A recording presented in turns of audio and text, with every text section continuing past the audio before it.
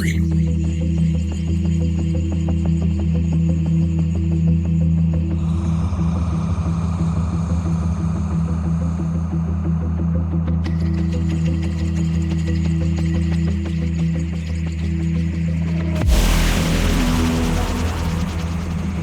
Broadcast the rhythm.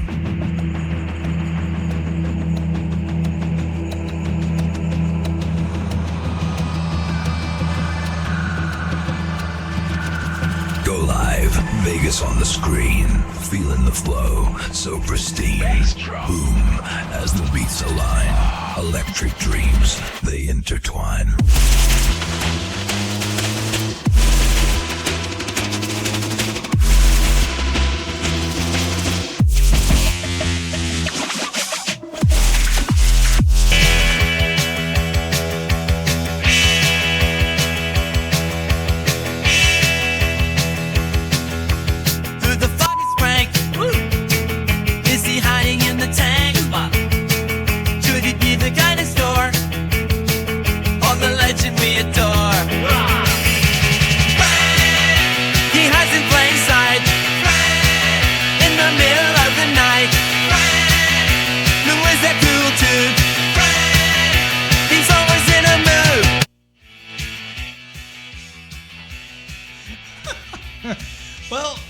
Welcome to Who the is Frank. My name is Steve Johnston, current toy expert, history's Pawn Stars, one of the co-owners of One of Us Comics. And I'm laughing really quick because Aaron the producer's starting Aaron the producer stuff on cue today, so expect that to be, prevalent throughout the show. So Aaron the producer is with us. To my left, Mr. Johnny Jimenez, the toy expert original from Pawn Stars, the owner of Toy Shack, co-owner of One of Us Comics, and one of the owners of Alebrije, the new Mexican restaurant downstairs, and in mourning, as he was an altar boy as well, and we'll get to that in a moment.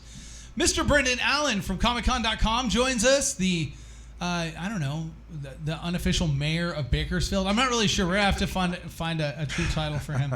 And then the human promotion machine is back, but not in studio, because after all, a 2.5 mile drive to the studio is just too far.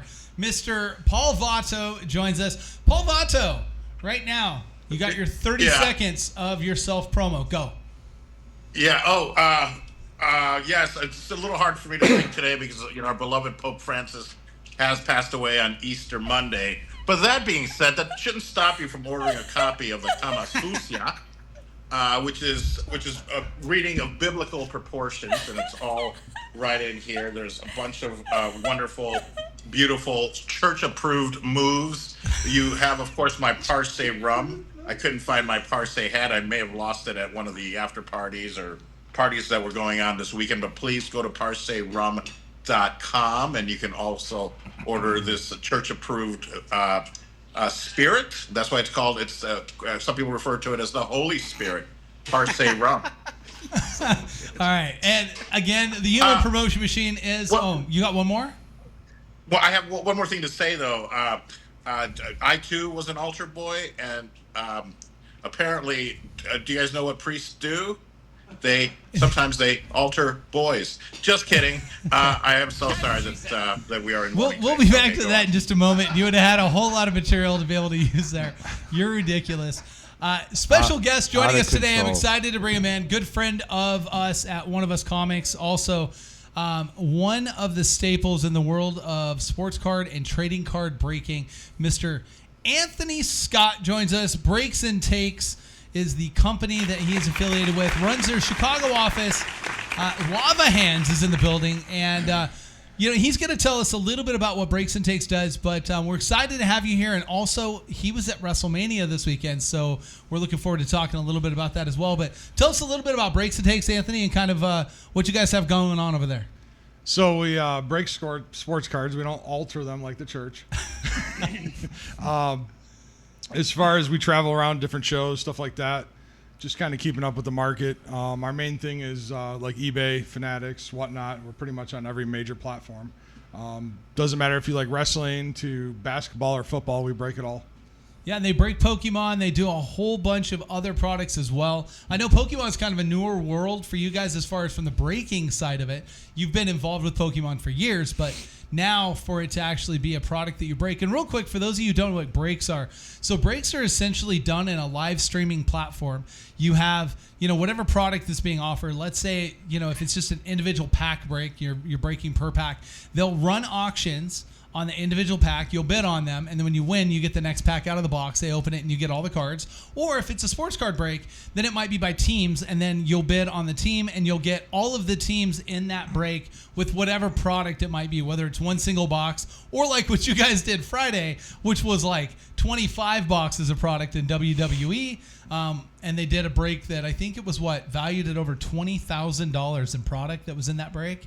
And they did that live from the One of Us Comics downtown. Wow. And so, you get a chance that you follow them. You can get involved with this. You can buy players, or in the wrestling community, it was the wrestler that you were buying. You were able to buy the wrestler in particular. So like Cody Rhodes, I think, was the most expensive one at like $550 or something like that.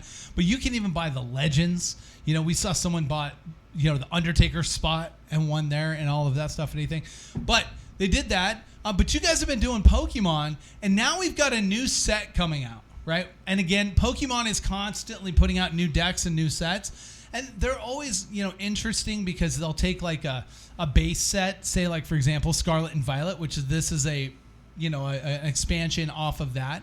And then basically now there's new cards that become into the set, now become playable in gameplay or in tournament play. And then at the same time, they've got a whole new collectible realm. So this one is Destined Rivals expansion, releases on May 30th. And Brendan, you got some more information for us about this set, right? Sure. It says, Pokemon trainers be on high alert. The nefarious Team Rocket is setting its latest plan into action, and heroic trainers are racing to stop it. Join forces with the likes of Cynthia and Garchomp X, Ethan and who writes these? Ho-O-X or Arvin and Mabostiff X, or reconsider your loyalties and fight alongside Team Rocket's Pokemon like Mewtwo X under the command of Giovanni. So this expansion set is going to have 240 cards, over 85 trainers Pokemon, including 45 Team Rocket's Pokemon. It's going to have 15 Pokemon X, 20 trainer cards, and 45 Pokemon and trainer cards with special illustrations. So this is a big set because of the fact that the trainers will be featured heavily in it. And whenever you have a trainer featured product, that's always a good collectible product, right, Johnny? Yeah. I mean, any of those playable cards are really big. So when you get those cards, it's cool because you have the collector side of the value. Then you also have the playability of it. And Anthony, you and I joke about this all the time. Charizard's never pulled a hamstring, right? Nope. So because he's never pulled a hamstring, you've got, people chase these certain type cards. Now, this isn't a Charizard set. Again, different sets will have different type characters that you'll be drawing for and you'll be looking for. We just had a big Eevee set, right? The Eevee was kind of like the feature card in.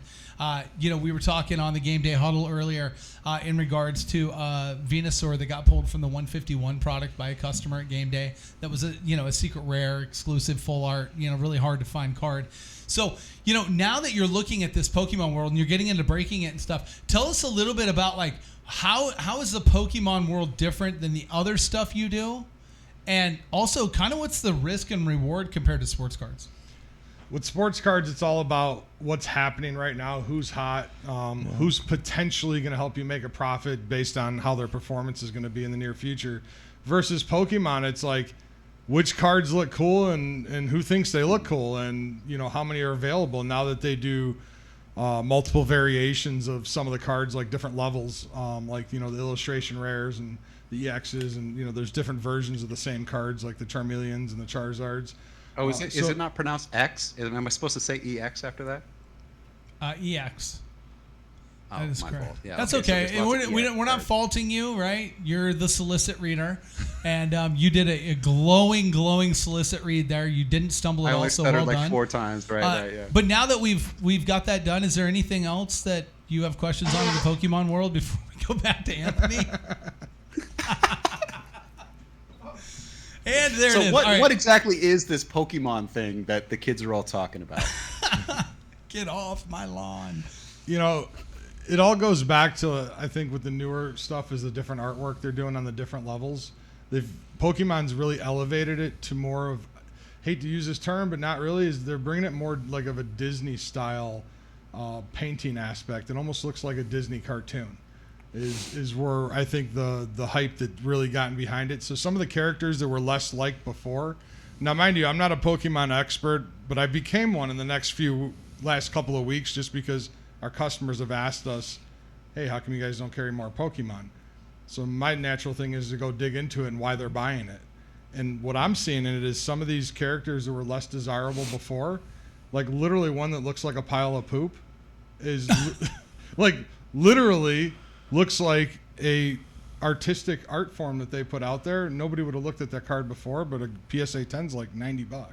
You know, as soon as you said that, right, and then you just talked about it being like $90, Paul Vato's literally taking notes over there because we already know that Paul is going to make his own set of exclusive Pokemon cards. Paul, what's the first Pokemon card that you're going to make? What's the Pokemon's name? Pokeman. Or Polyman. Polymon. Sorry, Polymon card. Yeah, or I'm going to do one. I'm going to dedicate it to Brendan. It's the writer's fault, Alan. How about Pokey-Do and Pokey-Don't? You've got to see some of these written. It's H-O-O-O-H. How the hell do you say that? Hoo-ho. Ho-ho, M-A-B-O-S-S-T-I-F-F. Tobastiff. What'd you say? I don't know, man. I'm just messing with you. There are crazy names of Pokemon for sure. Are you finding it? Because what I'm hearing a lot of collectors too, it's getting harder to get those hits too in the Pokemon stuff. Well, for most people, but I went on what they called a God Pack run that would have really made some people mad. So our owner one day, our Pokemon breaker unfortunately couldn't break for us anymore. And we had all this product left over. And he's like, well, what do we do with it? Well, he's like, we need inventory. We need slabs for grading and stuff for the National coming up. He goes, just open some of it and see what we get. So I opened up 151 and hit everything but the IR Squirtle. I hit every single major hit in one case. Whoa. In the first 10 boxes of Surging Sparks, I hit the Chase Pikachu twice, the Gold Mew, the Pink Mew, like every single one in that case. Like, and people are like, that doesn't happen. I've talked to people that have opened like 100 boxes of Surging Sparks and never pulled that Pikachu. Yeah. But in fairness, you were ripping the whole case. And a lot of times, because this product gets snatched up so quick, guys are only able to buy 1 or 2 boxes from a case. Yeah. You don't have most of these guys buying, 6 booster boxes in a case all at once, right? So therefore, a lot of times, yeah, you're right. They may pick a box that doesn't have hits in it or doesn't have. But big the hits next case, exactly, was not so good. Wow. And that's generally how it is. Like Pokemon is a tougher one to get. The Pokemon world is nuts though right now. I mean, you've got people flipping from all different type of resale factions, getting into Pokemon. You've got all these videos of them fighting at Costco's or Walmart's or Target's, fighting over product. And that's constantly a thing. But what has happened with the world of Pokemon is that the sports card buyers came into that world, the shoe buyers came into that world, and the Funko Pop buyer came into that world. And once those guys all came in, that has really elevated the secondary market values. It's made grading 5 times more valuable than it was before. And it's taking companies like PSA announcing that the largest amount of cards that they have to grade right now are Pokemon. And I've never seen them say that before. I would say the biggest difference between sports cards and Pokemon right now is that if you get a PSA 10 on a top tier player, let's say, you pulled whatever, you had a Luka rookie. Let's say he was a rookie this year. And it got a PSA 10. You're going to 2 to 2.5 extra value. It used to be like 4.5, 4 years ago. It's kind of come down in the market. They look at PSA 9s as raw. Well, with a Pokemon card that may be $5, if it PSA 10s, it's going to 10x. It's stupid. $50 from this card sells raw for $5. Mm-hmm. But if you can get a 10, and here's the thing: if you get a 9, it's $15. Literally the cost of your grading. That doesn't happen in sports cards. Sports cards, you get a 9, you lose money. So that's why everybody's kind of trending from sports cards over to Pokemon. Yeah.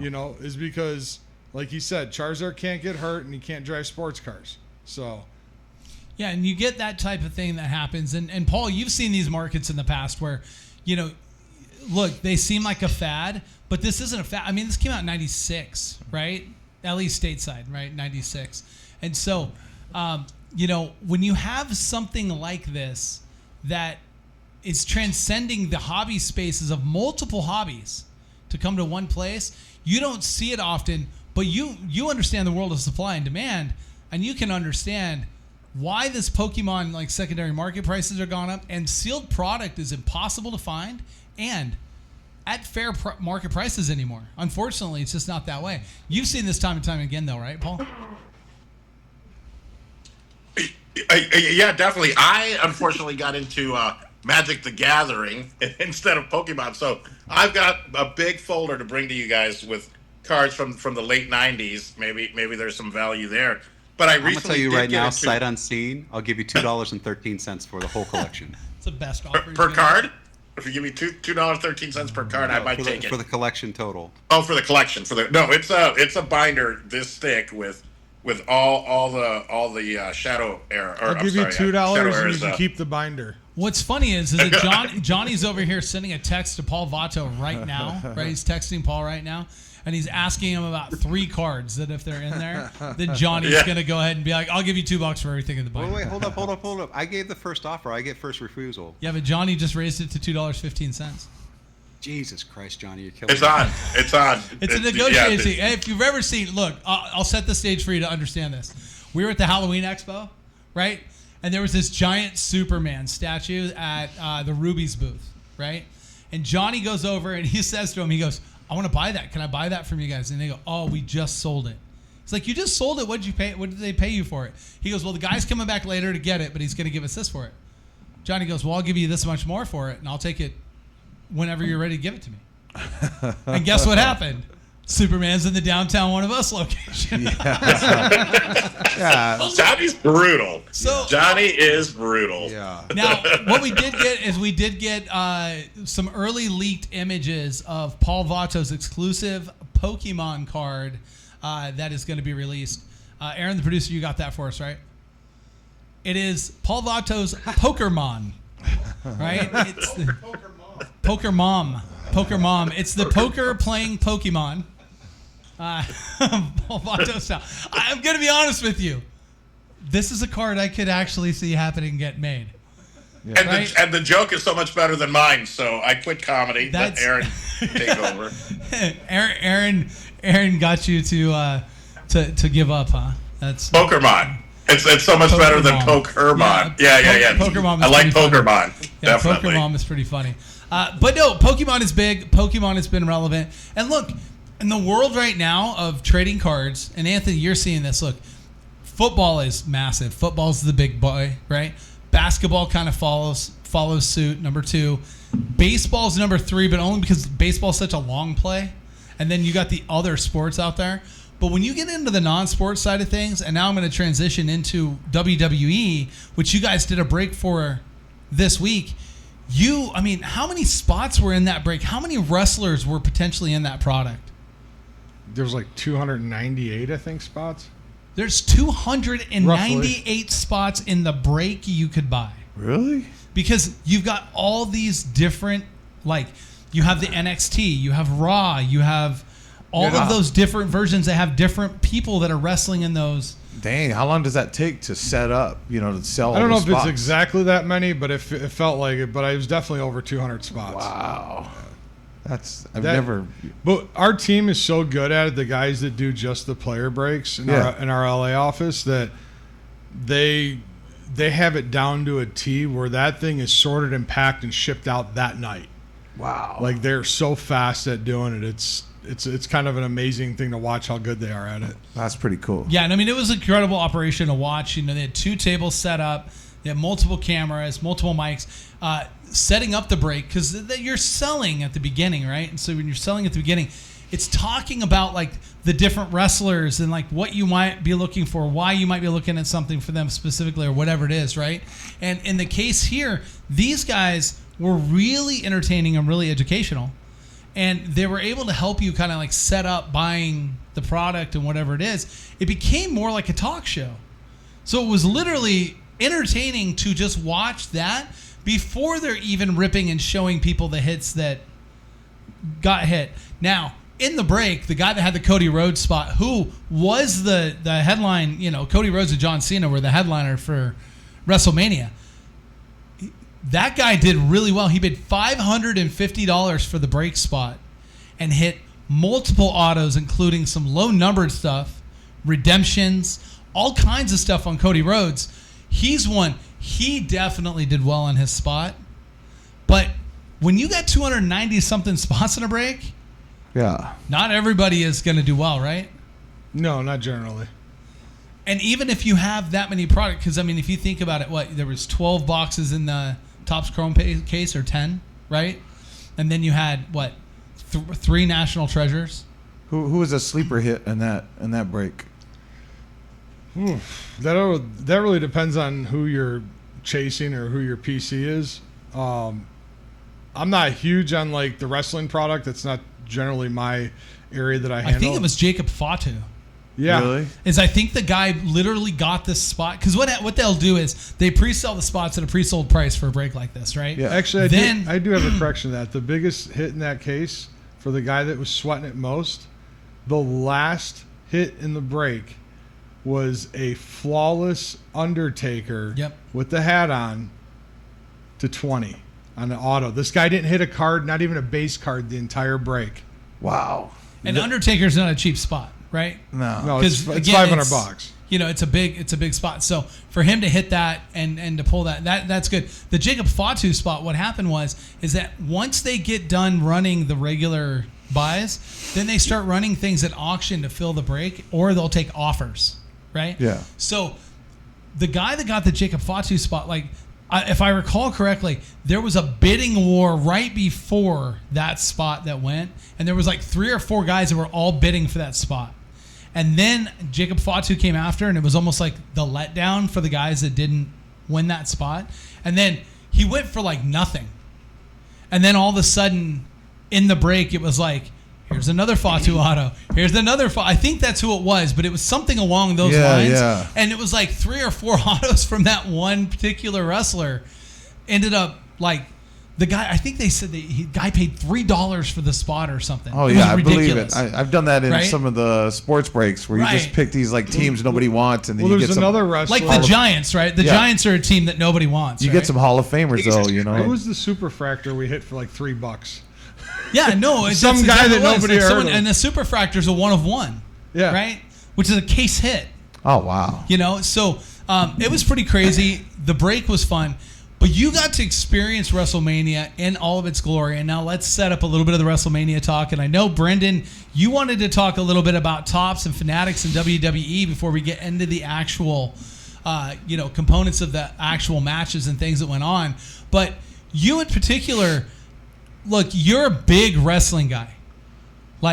You're one of those ones that could be on a podcast with these guys from Breaks and Takes and hand for hand have all the information. In fact, Brendan knows stuff about wrestlers that are in Maryland Championship Wrestling. He knows stuff about everybody. Yeah. But anyways, I used to get the books. I used to get PWI back in the day when kayfabe was real and it still existed. I used to get the books, and they're talking about all the stats and the rankings and things like that. But you see guys, when they're coming up through the indies, wrestling under the real name or wrestling under a different gimmick. I saw Kane as Dr. Isaac Yankem and Unabomb and the Christmas Creature and all of his USWA nonsense before he was Kane, and seeing him hit the main roster, that's always fun. But now it's everybody knows everything. But what I want to talk about is Topps made a deal with WrestleMania, and if you're watching this at home, they plugged it a few times, is everybody had somewhere on their ring gear, they had a patch. And those patches that they wore out to the ring or that was on their actual ring gear while they were in the ring was cut off later and was made into 101s that they're going to sell later as cards. And then they're also going to do it for main roster call-ups. So when somebody comes up from NXT onto SmackDown or Raw, or their first appearance on Raw from SmackDown, or the first appearance from SmackDown on Raw, they're trying to do the same thing that the MLB and NFL have done with game dirt and different parts of jerseys and things like that. And they brought that over into the WrestleMania and WWE space to make these cards that are marketed purely just for collectors, because it's got no picture on it, nothing like that. It's got a little piece of fabric on it. It tells you who wore it and what event they wore it to. Yeah, so it's funny because for years these companies have been doing these relic cards where on the back they'll say this is exclusively used in a match. It won't tell you necessarily which one it is. But what Fanatics did was, with the MLB license, because they had Major League Baseball, they created the debut patches 2 years ago. And it was the first appearance of that player in his Major League debut would wear that patch, and then the patch would be removed. And what's unique about it, and this is why it's a big deal, because it's the whole patch. So that one patch goes into that card, and then that's it. Whereas we're used to them tearing apart the Phillies logo into 20 relics for a Bryce Harper card. Microscopic shavings off a bat or something like that. Exactly. Or there's a Pokemon one coming up that we should mention, that one of the ex-MLBers had a Pokemon knob on one of his bats, that he had a Charizard that was custom done on one of the bottoms of his bats, and it's Evan Longoria, and it's being included in, I think it's Triple Threads, I might be wrong, but it's one of the upcoming Topps products that you can actually pull this relic, and it's freaking Charizard painted on the bottom of this knob that was game used. And it's going to be a one-of-one card for him, and it'll be the product hit, you know. So it'll definitely be one of those things that'll be coming up. But when you come to WWE and you think about it, this is genius from them, because they're taking this product now and the success they saw Major League Baseball have, they're going to do it in the NFL. And, you know, once they have acquired the licensing, which is what, this year, right? October, I think they get the NFL license. It's finally, you know, Fanatics acquires it from Panini. You're going to see this happen. But in WWE, this makes a ton of sense, because, look, you have a guy like John Cena, and he turns heel, and he's wearing an exclusive event patch, and now that event patch goes into product. Yeah. That's going to be a big deal, right, Johnny? You know this. Chasing this type of relic, this is big in our world. Oh, yeah. His jorts and his the patch there, would be super, super cool. I love that. His jorts. You say that like someone who wore jorts. What's that? Somebody was holding up a sign that said, like, the evil jorts or something like that, and it was prominently featured in every shot from the hard cam. It's so funny. One of my favorite things from WrestleMania, I just want to point this out really quick, is during the, I think it was a Randy Orton match, right? He's talking to the other guy who wrestled. I'm sorry, I can't. Was it Haney or Joe Hendry? Joe Hendry. And he's talking to him. And there's this fan set that's probably about 15 or so rows in the back that keep changing these giant wrestler fat heads in between the two of them. So if you watch it back, you see the two of them standing there, and this fat head is constantly changing. Like, it's really funny. But I want to point out, since we're talking about the matches and everything, something that was a glaring issue in my opinion. Because look, for Vegas, WrestleMania was amazing, was it not? Oh, dude, since last Sunday, Brendan joined us. We had Mick Foley come out. We've had events all week. We've had a wrestling ring in front of Toy Shack for the last 4 days, and that was unreal. But it was probably the craziest I've ever seen in Vegas. Even way crazier than, I mean, Formula One doesn't even come close to this. Even Super Bowl we had here was somewhat busy, but not even close to this at all. This fan base for WWE will get up at 8 o'clock in the morning and go do everything in Vegas that they can. Oh, yeah. And then be at WrestleMania, and then go that night and watch 3 other private, you know, smaller, promotions out there. You know, local ones for us, like FSW had events every night, had things going on, like, and go watch all this stuff. And then also, too, and I want to give credit where credit is due. They are not afraid to spend money. No, right? No, they're not. If they came with $2,000, they're spending every penny of that. And then what's funny is there's these groups on social media where they are sharing information like, oh, so-and-so's staying here, so-and-so might eat here, so-and-so might, you know, so they're just, dude, they're everywhere. And what's great about it is that these guys are performers, and the women in WWE, and they come in and they are 100% like all about the fan. And, you know, John Cena is one of those guys. We talked about that a little bit. I won't get too far in depth on it. But when you see these guys that, like, really kind of come along and give the fans the time out in public and, you know, not just privately, you know, and not, like, you see them actually do it while they're on their personal time having a meal or something like that. Oh, yeah. That's incredible. You got to see the excitement of the event itself. So I'm going to let you share a little bit about your experience there before we get into a couple of the matches I want to talk about. Well, for me, I guess it was my first WWE live experience ever, and what a one to go to. I mean, WrestleMania, wow. It's kind of surreal. Like, you go there and, like, you hear about it and how it's grown over the years, and then you just kind of feel everybody in there. I've been to football games. I've been to playoff football games where, the crowd's crazy. But, man, being in a stadium with 60,000 plus people, Yeah. where it can go quiet as a mouse to like a bomb went off within a matter of just the lights and some music coming on is just crazy. Yeah. Yeah, and it looked amazing though. I mean, I didn't go, but dude, I mean, they went all out. I mean, all the videos and the intros, like the just the way they put them up on the screens and the way they positioned everything, it was just it was definitely cool. Vegas did what Vegas does in those situations. You had Travis Scott come out there at the end, and you had Kerry King from Slayer come out with Damian Priest, and there was just I guess somebody else came out too that I totally missed because I was just kind of lost in everything that was going on. But yeah, it was definitely really cool. Well, and that's one of the ones I would talk about, which was Becky Lynch getting brought back into WWE after a little bit of a hiatus, right, for her. And Becky Lynch coming in, she came in on a tag team tandem. It was a tag team situation where her tag team partner that she ended up being on actually had a TBD. We didn't know who was going to come. There was speculation. Look, there's always, in the world of wrestling, it's 100% a speculative sport. And, you have someone like Becky Lynch come in, and Brendan, you can probably quantify this even better than anybody. Becky Lynch she's a staple female name in WWE and what she does, and her coming back, like, what kind of an impact did that have? Well, it's funny because that's a device that they've used, just historically over and over and over again in pay-per-views. Somebody gets attacked backstage, and then they get a last-minute replacement, and they actually played this the night before with Rey Mysterio and Rey Fenix, because Rey Fenix finally was able to come over. His brother Penta is already there. They were supposed to come over as the Lucha Bros. They couldn't, and they needed a debut for Rey Fenix, so Rey Mysterio stepped aside. And so it was kind of like, we saw this yesterday, but then when Becky's music hit, the place lit up. They played it so much better on Sunday than they did on Saturday. It was ridiculous, and it's fine. They kind of need Becky Lynch right now because the women's division is kind of stagnant for personalities. Yeah, Alexa Bliss was in town since Wednesday, and I was kind of bummed that they didn't throw her in there. That could have been a red herring too. They do that a lot, where they'll either have rumors or they'll have somebody actually show up with all their gear and stuff like that at a hotel. So people are like, oh, it's definitely going to be this person, and then when it's not, it's like, because there's a whole culture in wrestling called the smart mark.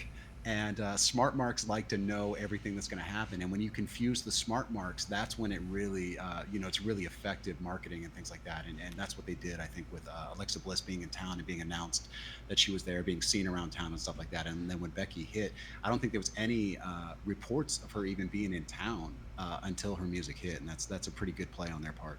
Wow. Did you see the spectacle of wrestling when they filmed, I think it was 91, they did the making of WrestleMania at the Caesar's Palace? I don't think I saw that one. Dude, it was absolutely amazing. It's all behind the scenes of and all the wrestlers are getting kind of spooked. They're like, why are you filming me? And then even Undertaker was like, I'm out of character. Like, so stop. Like, why is the camera on me? It was a trip, but it was amazing to watch and then see how far it's come today. It's unreal. Yeah. And this promotion, what WWE is and what WrestleMania means. You've got all of these, character storylines, all of these things that happen. And it's great because the fan will get invested into a storyline with one or two specific wrestlers, but still have interest in all the other ones that go on. And Anthony, you talked that the best match of the night wasn't even the main event, right? No, it was the triple match with was it Rhea Ripley and Io Sky and EST. And they opened with that one. It was amazing. With one of the best matches of the night. That was a smart move too. Yeah, and I mean, that got you dialed in. That was acrobatic. It was fun. It was very athletic. Yeah. We talked about how the women's side of this sport has really, really grown and blown up. We mentioned Becky Lynch. You have to talk about the other women that are in the sport as well. There's just, look, Rhea Ripley she's as big of a superstar in that sport as almost anybody now. And you start looking at how people view it and how they look at it and what they see. This is all just very, very good for that sport. We saw it with UFC that when the women's division became stronger and better, right? That was important. And now you see that same thing happening here with you've got a new strong set of women coming in. And Look, Becky Lynch has been around for a while. Like, Becky's not new. I mean, we're talking Becky's been in the promotion for, 10 plus years at least? Yeah, and I'm looking up right now. And then, all of the 4 horsewomen. So there's a thing that happened several years ago in NXT, and it's called the Women's Evolution in wrestling. And that's when Charlotte Flair, Bayley, Becky Lynch, and Sasha Banks were kind of like reviving the women's side of things.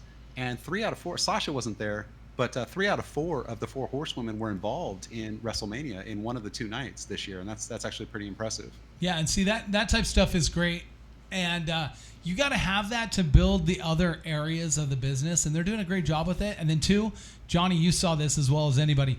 They were incredible with getting the talent out to the fans, and I got to say, look, the Awesome Card Shop here in town, they had The Miz, right? Obviously, the Nerd had Mick Foley. Yeah. Right? We did an after party yesterday with Sabu and RVD, which was cool. And then Micro Wrestling was sold out all week.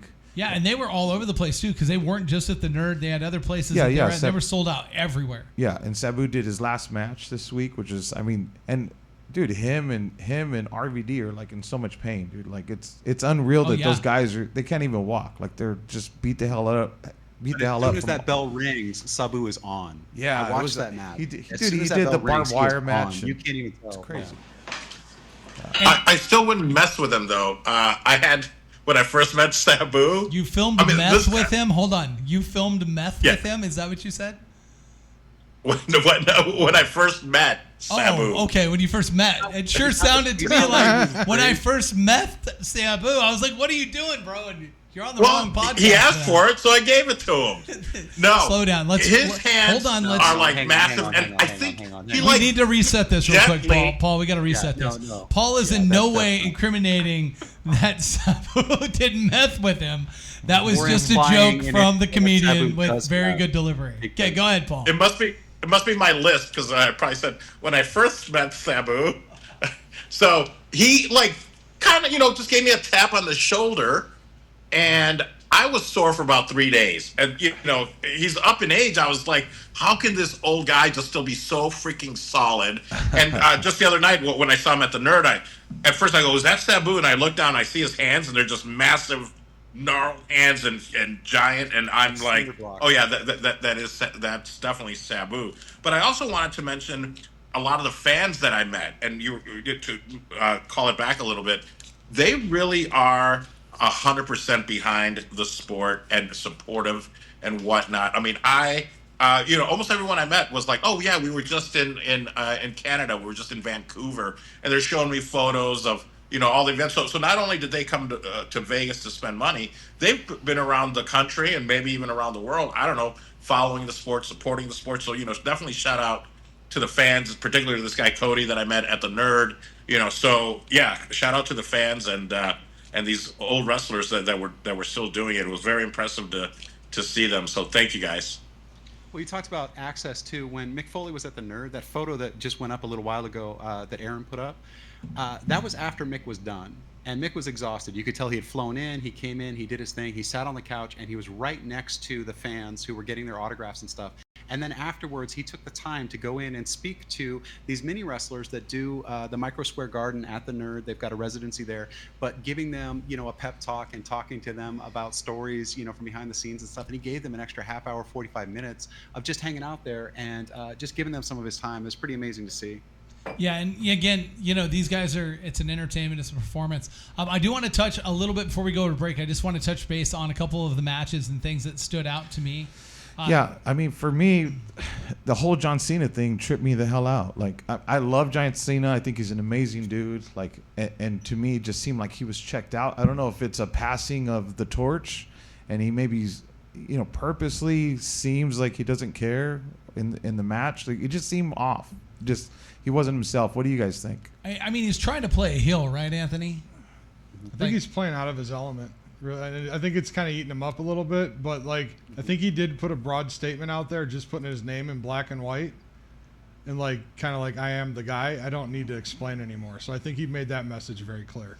And the way that he exited right? And Brendan, I don't know what your thought on this was, because Anthony was kind of like, I don't know if I like that. And I liked the way he left the ring, which is more of the John Elway walk off into the sunset type. I love his expressions, though. He had so much of that during there. Like, there's going to be hundreds of memes out of this whole WrestleMania. Oh, event. for sure. Yeah. For sure. But Brendan, you and I talked a little bit about that, and kind of what are your thoughts on that? The thing about John Cena is he is the consummate professional in the sport, and he has given so many guys the rub over the years, and I think that this is his way of giving Cody the rub on the way out. I think they misplayed a little bit the final boss with The Rock. The Rock should have shown up. It should have been Rock, should have been Paul, it should have been CM Punk, all coming out and forming a new faction, whatever. That would have been a really cool storyline.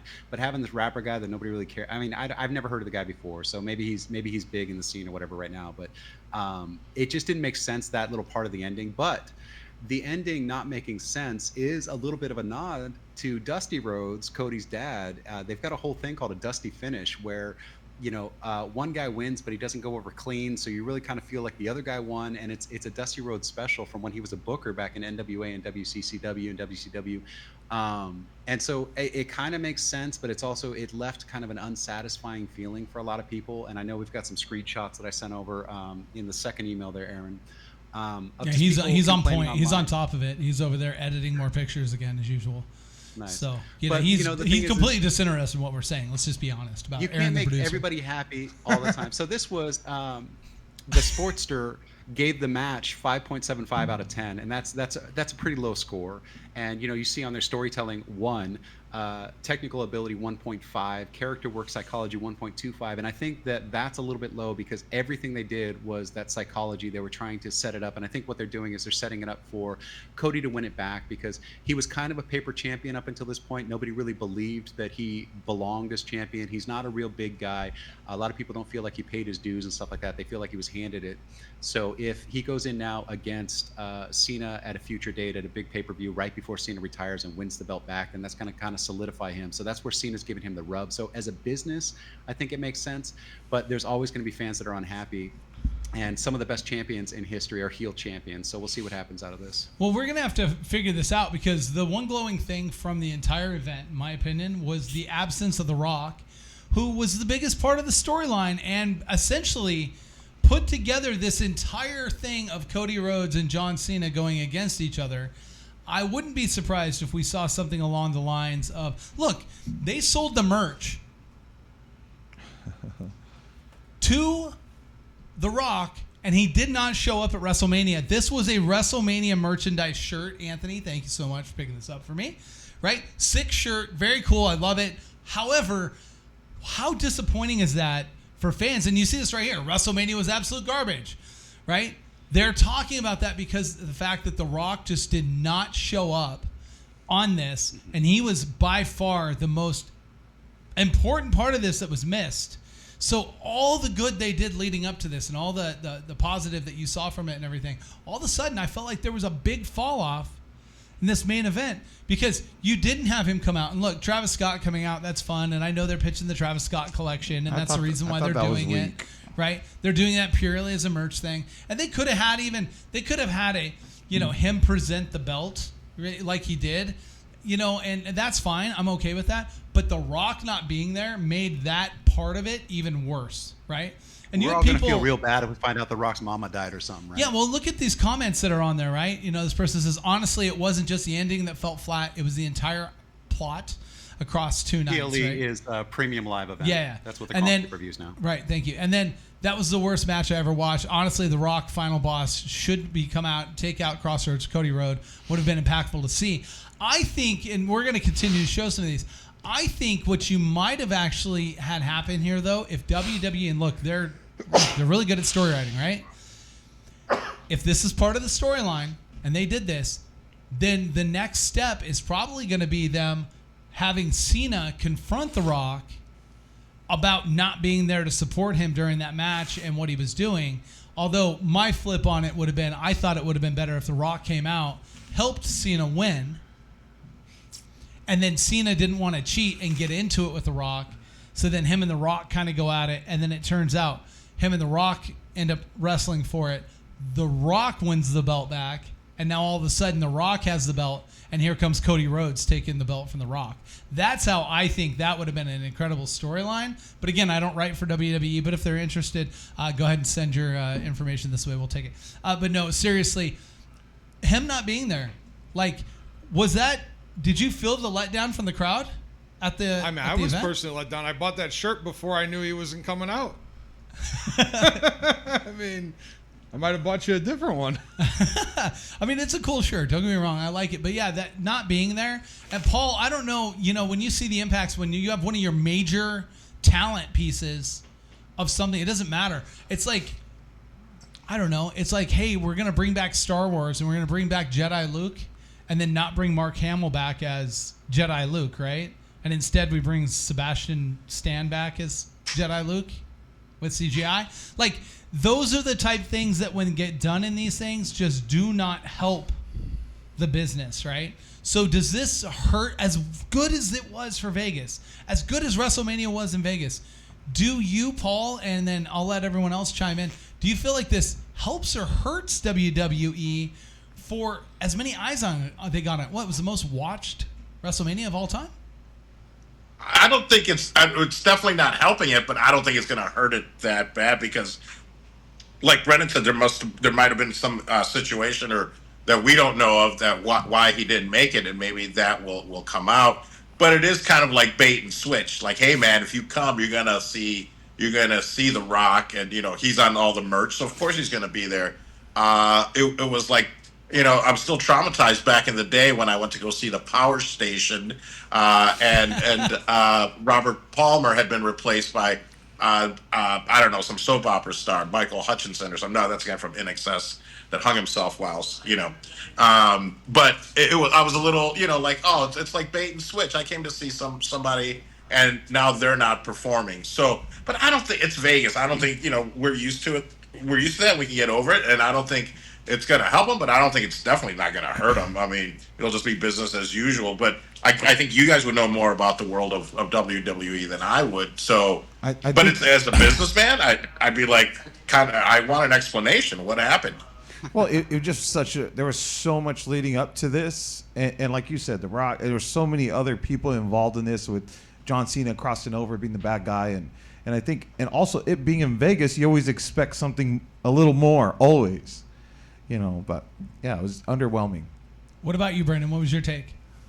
Well, I was just going to say about the bait and switch thing. That's actually a tactic that the WWE has used a lot at like live shows and stuff, or when they're taping. They would bring somebody out for their debut, and they want them to debut as this monster heel, and nobody's reacting. So they have them go back to Gorilla, and then they play the Undertaker's music, and everybody stands, and they're just like so super stoked the Undertaker's coming out. And then they cut the music, play the other dude's music, and he comes down the ramp, and they all start booing. And it's like they've done this over and over and over again. And it's one of those things. It's like when you talk about a piece of art, it's supposed to evoke emotion. And if you look at all the people that are super pissed about how this one ended, all of those people are going to tune into the next one because they want to see it resolved. They want to see the WWE about face and fix it. And for that, they're going to watch the next one. Yeah, well, and the next one's Raw, and they're going to want to see on Raw, which at the time of recording the podcast is tonight here in Vegas. Because they're here, could that be the next step? Do we get the answer to this tonight? Like, does John Cena, come on to talk about his championship, and then he's there talking about it, and then all of a sudden he brings up and starts bad-mouthing The Rock, and then all of a sudden we're like, oh, okay, we get it. I don't think so. I think there was a lot more eyes on this one than past WrestleManias because it was in Vegas, because it was streamed on a new platform. And I think they missed an opportunity to get an old fan back, in my opinion. Well, let's talk about what you just said, the streaming, right? So Aaron, the producer, sends over this. WrestleMania 40 saw record viewership across various platforms. The event broke attendance records with 145,298 fans attending the two-night event. YouTube channel saw 67 million views in 24 hours, and social media reached over 660 million views. That event saw 1.3 billion minutes streamed across Peacock. The two-night WrestleMania event, 41, that was held in Allegiant Stadium, all of this tells you the power of Vegas, tells you the power of what WWE is, tells you what you can look at. And just to look at it, right, you had the 2024 in Philadelphia had an estimated 2.8 million Peacock accounts watching each night based on reported 1.3 live billion minutes, right? And then Netflix has a 10-year deal for WrestleMania. You've got all these different outlets that they have. So the eyes are on the prize. This was the market to do it in. They're going to find out next year when they go to Indianapolis that it does not have this the feel that Vegas did.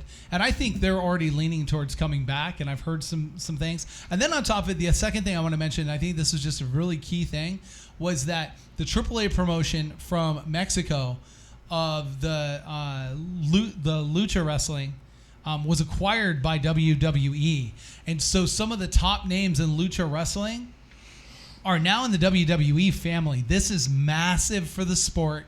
It is a very entertaining thing. And if you want to watch like entertaining matches, go and watch any of these Lucha events, right? We saw it with Grande Americano, a new character, let's, call it what it is, a new character that they brought into the space to create a little bit of like disruption in it so they could make this announcement of this acquisition. It was genius by them, and I got to give them a lot of credit. That was done really smart. As far as it goes, your experience with it and everything, though, you had a great time. Tell us, a little bit, just kind of give us a synopsis of like your time in Vegas and what it was as far as start to finish for this event for you. I mean, I felt like everywhere we went was wrestling. I mean, I've been in Vegas for a lot of other events, card shows, things going on here. But like the entire Vegas this time didn't feel like there was this event going on there, a different type of event. Like everything just felt wrestling.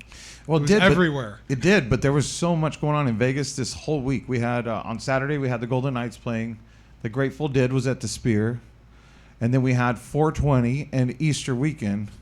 And it still felt like wrestling. Yeah, it was just insane. I mean, there's always stuff going on in Vegas, but this felt like WrestleMania weekend. Oh, yeah, 100%. Like, I seen other things that would come across my phone that were going on, but everywhere you looked, it was... There was dudes carrying belts, and everybody... It was just WrestleMania. It was just, pure fandom in Vegas. Well, Anthony, we appreciate you coming on and joining us, of course. Where can people find you on a regular basis? You can find us on breaksandtakes.com or on Instagram on BNT_university. So make sure you give Anthony a follow, guys. And again, Anthony, we appreciate you joining us right here on Who the Is Frank. Coming up in just a few minutes, we are going to bring in another special guest. Melissa Meszaros will be joining us. She's a PR person in Hollywood and also has one hell of a story. And I can't wait to get her on. We're looking forward to her. But this is Who the Is Frank on GoLiveVegas. Peppermint Patty's the worst. Comic-Con.com, your daily comic convention online. Insightful reviews, previews of the comics, toys, and games you need to know. Delightful chats with luminaries from around the geek spectrum. In print, on video, and everywhere in between. The show never stops on Comic-Con.com. Stop the dash! Feel the thrill! Chase the legends with dreams fulfill! In the game, where the story goes! It's all here again and they sports! Yeah! Unleash wind!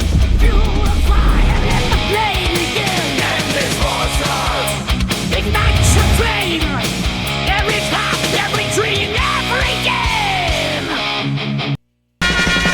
Come on down to the drill bar. Craft beer's never too far. Like do every night. Feel the crew and get it right. Raise the glass, raise the you hat. The booze, friends are near. Dance around, let them play. Voodoo Boys a place to stay.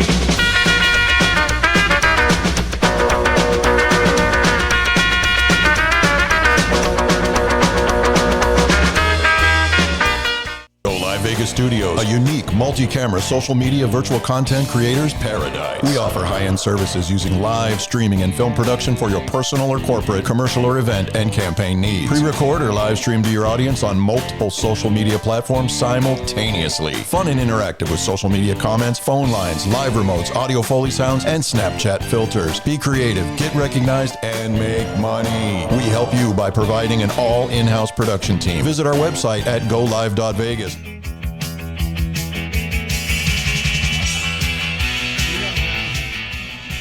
So exiting stage left, Anthony Scott. You might see him for a second, but only because he's about to get going. He needs his sunglasses, apparently. You can get these at breaksandtakes.com. No, I'm just joking. Thanks again for coming in. Buddy. Welcome back to Who the F is Frank? Steve Johnston, of course. The crew is here.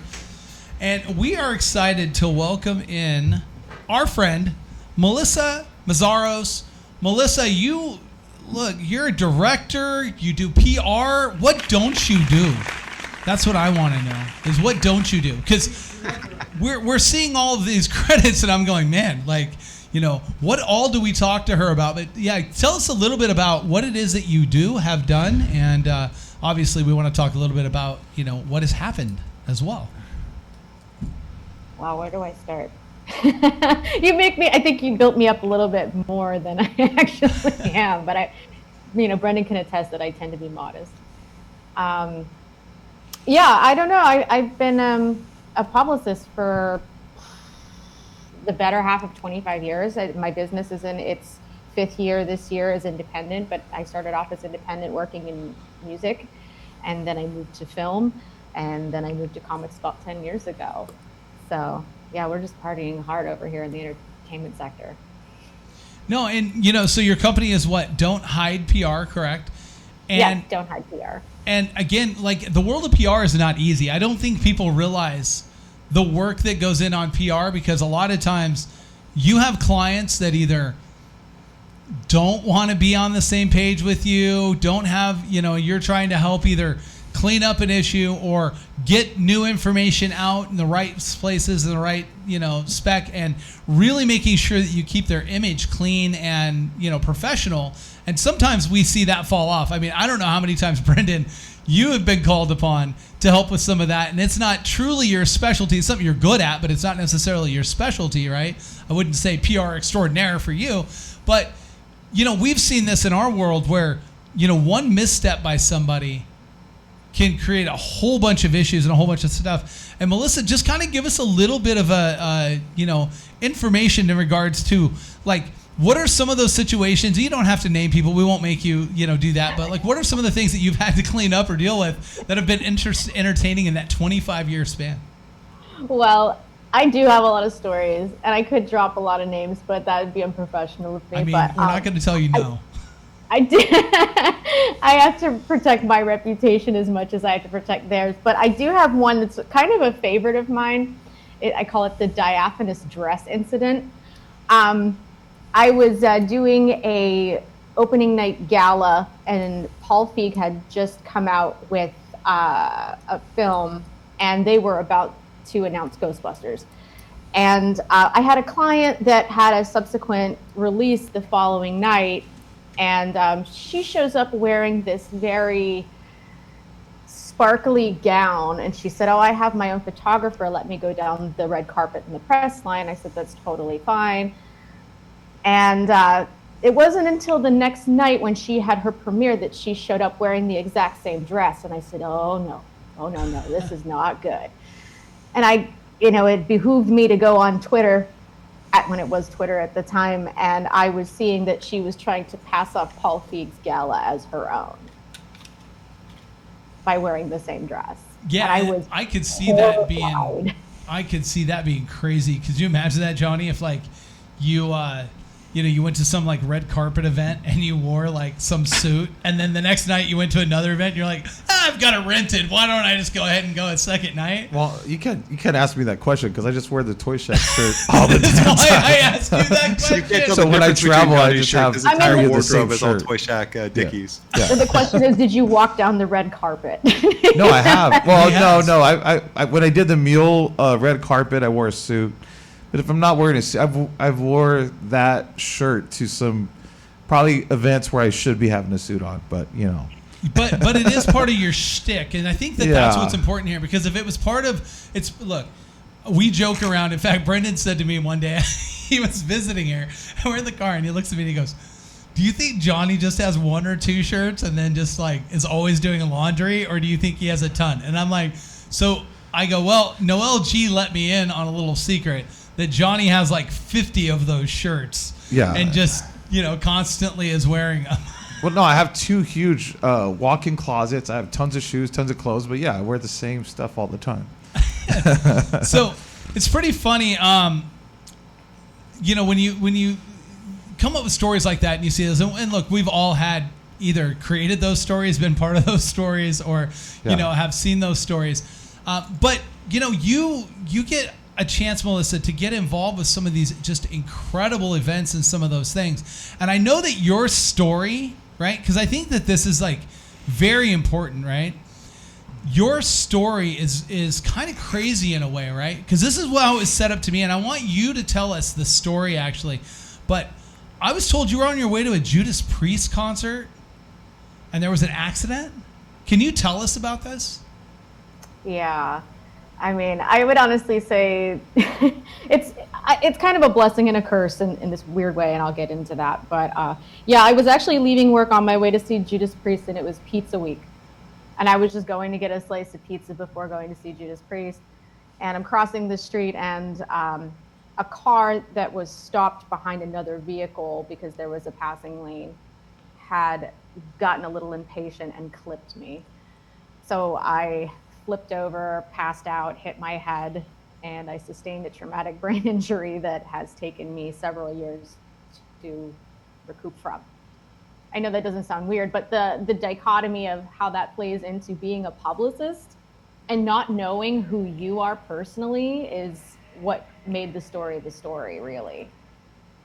Yeah, and that's really interesting because look, I give Brendan had a head injury. Sometimes he'll stumble on remembering who we are. And in fact, the namesake of the podcast was actually because of, look, I can't sugarcoat it any better than a fuck up that he made in front of somebody. And it was great because it's great theater and I understand that. But the recovering from that and being able to put yourself into a spot where, look, you're a PR, you're in public relations. Yeah, it's important that you can, pull back information from another time and be like, hey, remember when this happened, we got to make sure that this does, whatever it is, I'm sure that that's tough, but obviously you've done well for yourself. You've recovered, and things have got through that. I mean, obviously you had some time. What were the challenges, and then what doors opened because of this for you? Wow. Well, first off, I want to bring up Brendan's head injury. I was there when it all went down. You got off a plane. You got on a plane and you got off a plane. And you were like, I hit my head. I had a bump on his head. He's like, I think I might have a head injury. I was dude, why did you get on a plane?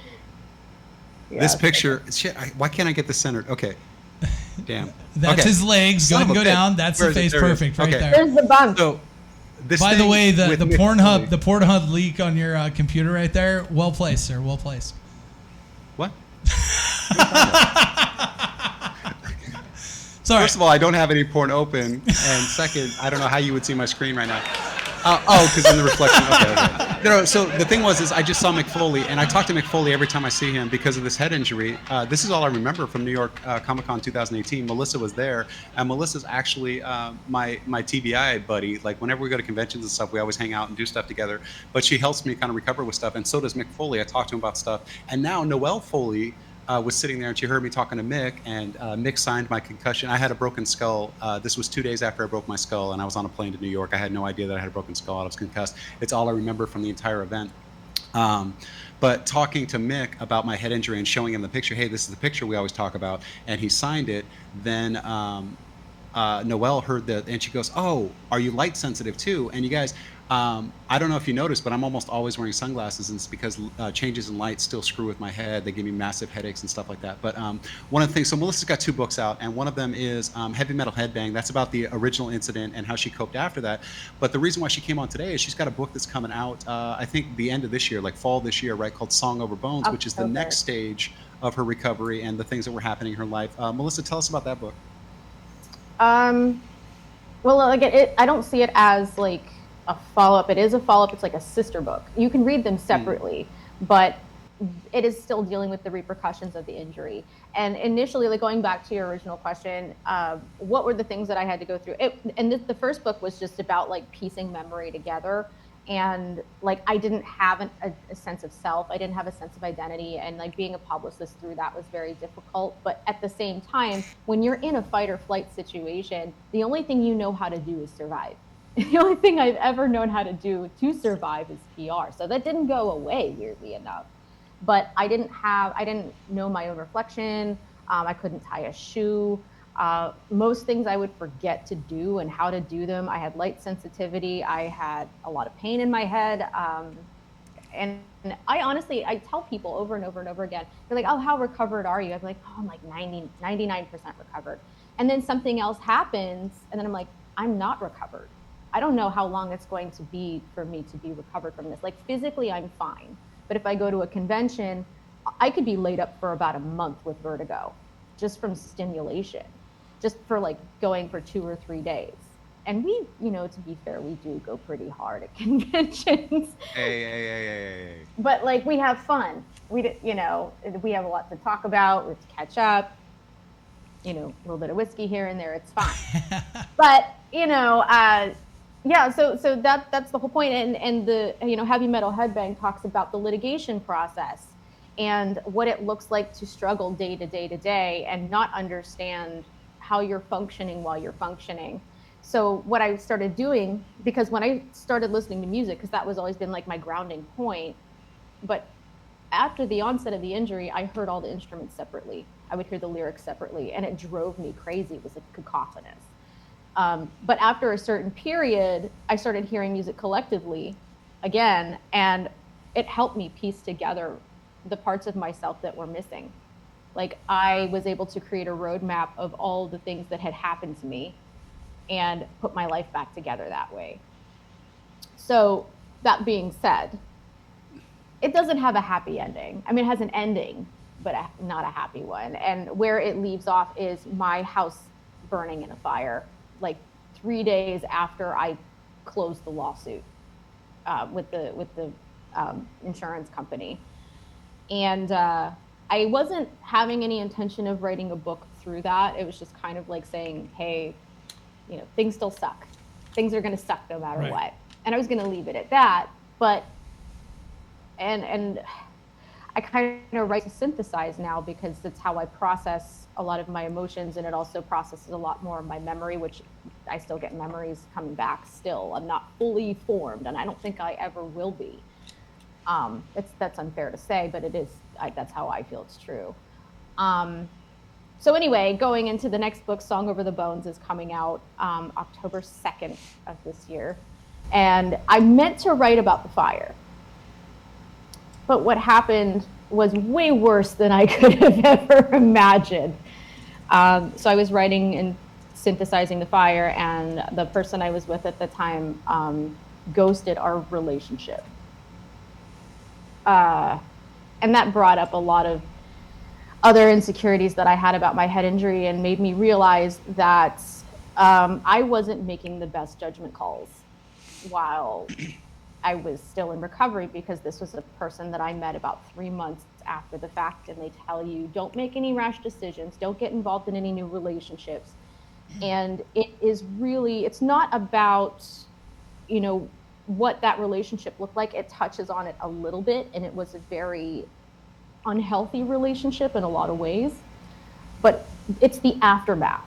What does going through and finding yourself again look like, after a head injury, when you're displaced from your home, when you lose everything you own? I was basically left with nothing.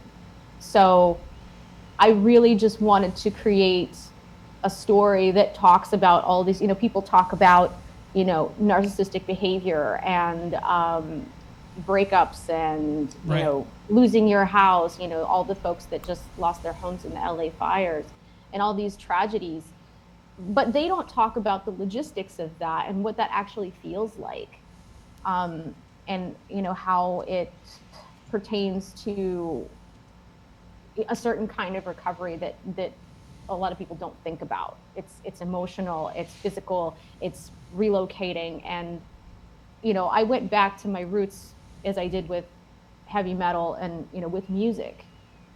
And because I was moving around so much, because we were displaced and I think we had 8 different temporary homes. And then my partner, bails when we're living in New Mexico, which our house burned in Oregon. So I'm left in the desert thousands of miles away from anybody. And I'm like, what do? So I picked up and I moved to Olympia, Washington, because, I'm such a grunge person. You know, I loved the Apple music scene. And Right. I was just like, I need to go somewhere safe. Where can I go that is fresh and new, but I have some grounding? And that was where I went. And then I went from there, and then I went back home again, and I got really depressed because I was like, oh my God, I spent 20 years of my life away from this horrible, awful city, Pittsburgh. And I decided it's going to ground me to go back. I was way wrong. But the things that I kept doing in the interim were I was going to grave sites of musicians that I loved. And I was taking bits and pieces to each one of them from another person, say they were friends. Like Andy Wood was friends with Chris Cornell from Soundgarden, and I kind of swap them.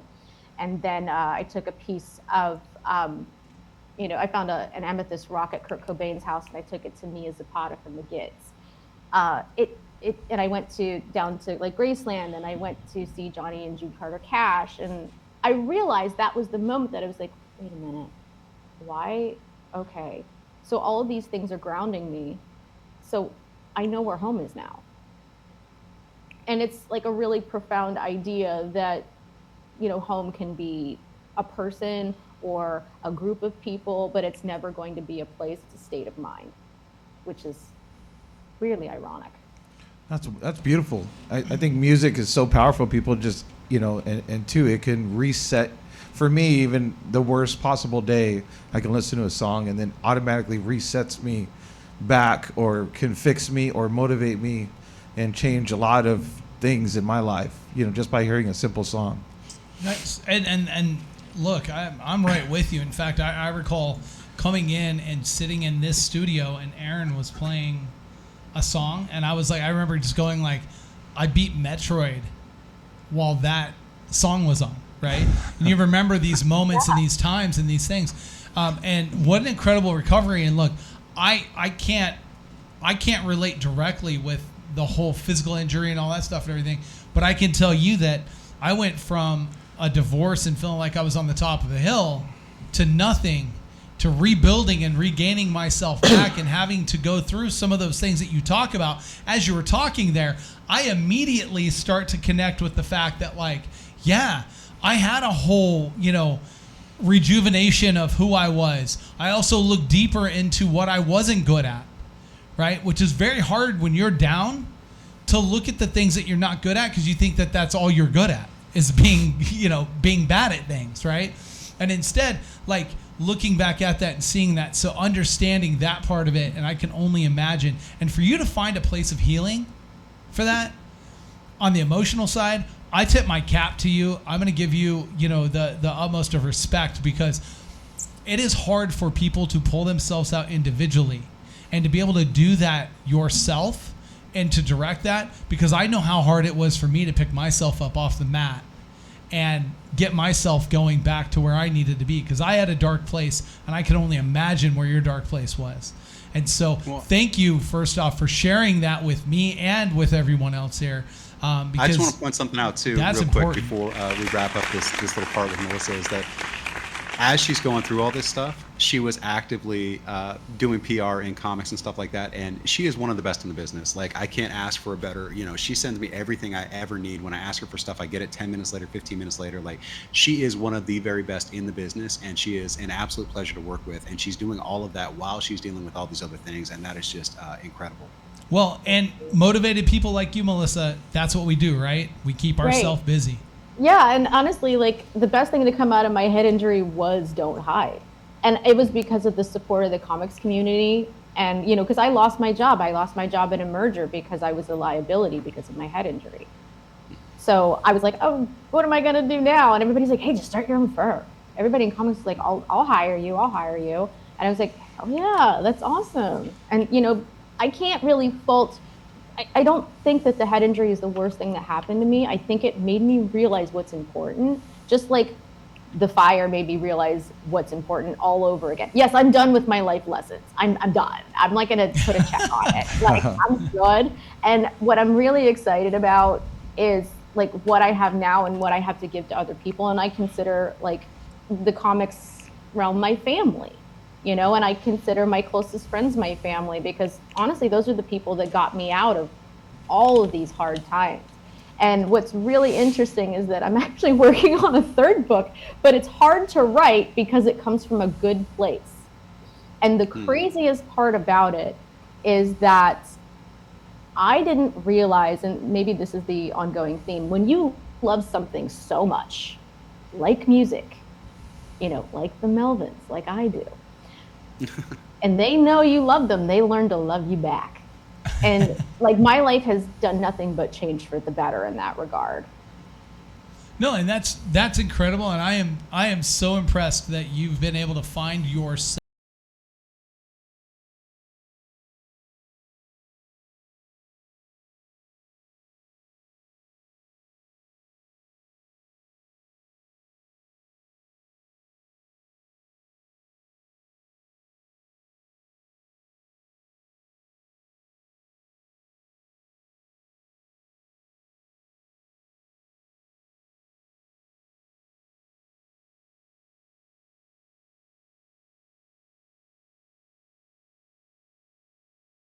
Melissa, but I just wanted to clarify: you are still single?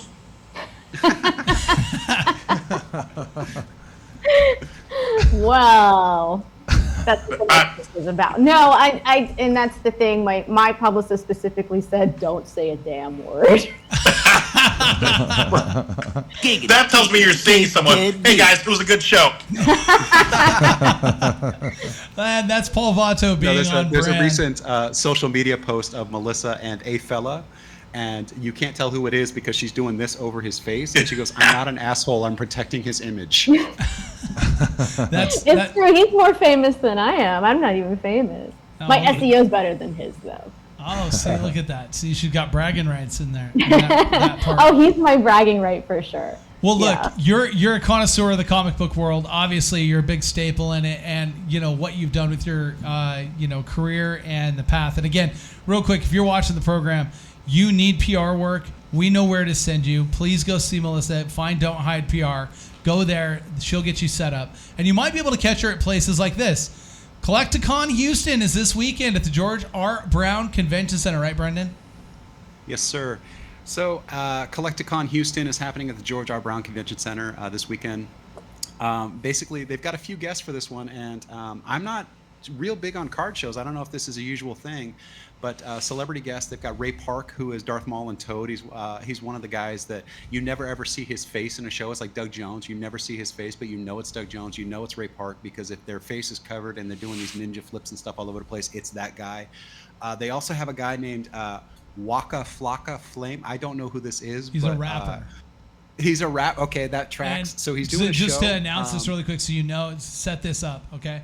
So, in the world of Pokemon, Waka Flocka is a huge collector and part of the collector community, so that's why, because he's got celebrity status, right? Yin Yang Twins also are the same. They are big in the Pokemon community because they have a huge collector interest. Sure. Okay.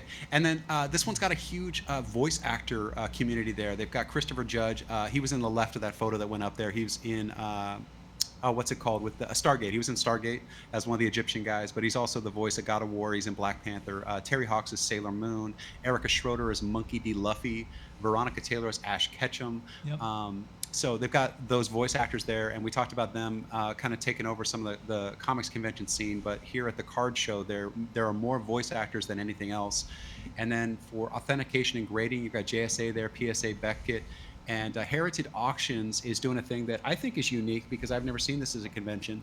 Is after you get something authenticated by JSA, PSA, or Beckett, they will immediately consign it for you to go in an upcoming auction. So you can go with an item, get it graded, and leave it there, and then you'll just get a check down the line for whatever it sells for minus the auction fees, which is a really cool service they're doing.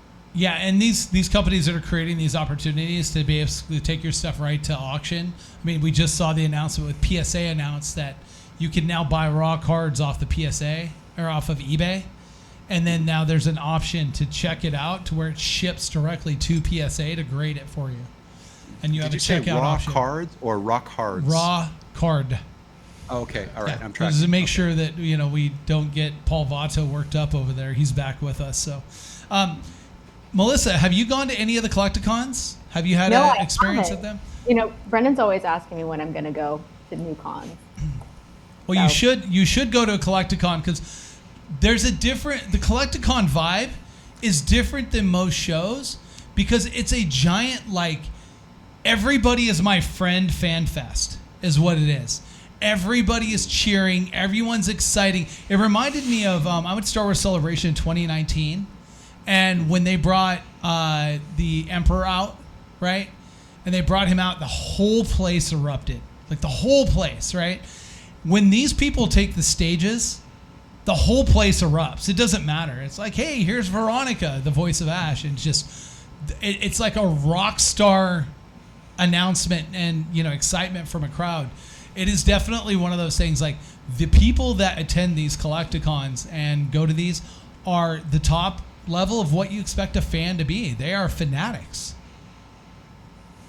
All right. That just sounds like a lot of ka-ching to me. Like a lot of people spending money, because many a times I've been to a con and somebody tried to cash out on something and they just max out all their cards. Everything. And as you're probably spot on with that assessment. That's probably the thing. Now there's a Canadian show too this weekend, right, Brendan? What show is that?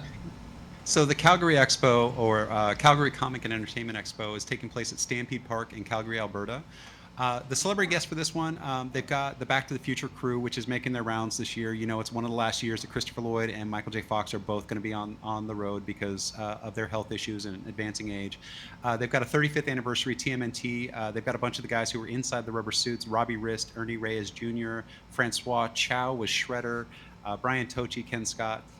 They've got some new stuff for D20 Adventures. TTRPG is taking a bigger piece of the pie when it comes to streaming and things like that. So from D20 Adventures, you've got Justine Huxley and Johnny Young. An interesting one is Deadpool. The dog that played Dogpool, Peggy the dog, is making an appearance, and they're doing a panel with Dogpool, and I'm very confused about this because I don't know how you do a 45-minute panel with a dog. So that's going to be interesting. But also from Mythbusters, you got Adam Savage. Charlie Cox from Daredevil is the main character. You've got Dante Basco from Hook, the guy who played Rufio. That's fun. And the girl in The Mummy that was wearing Anak Sunamun was just wearing the gold paint. Patricia Velasquez is going to be there.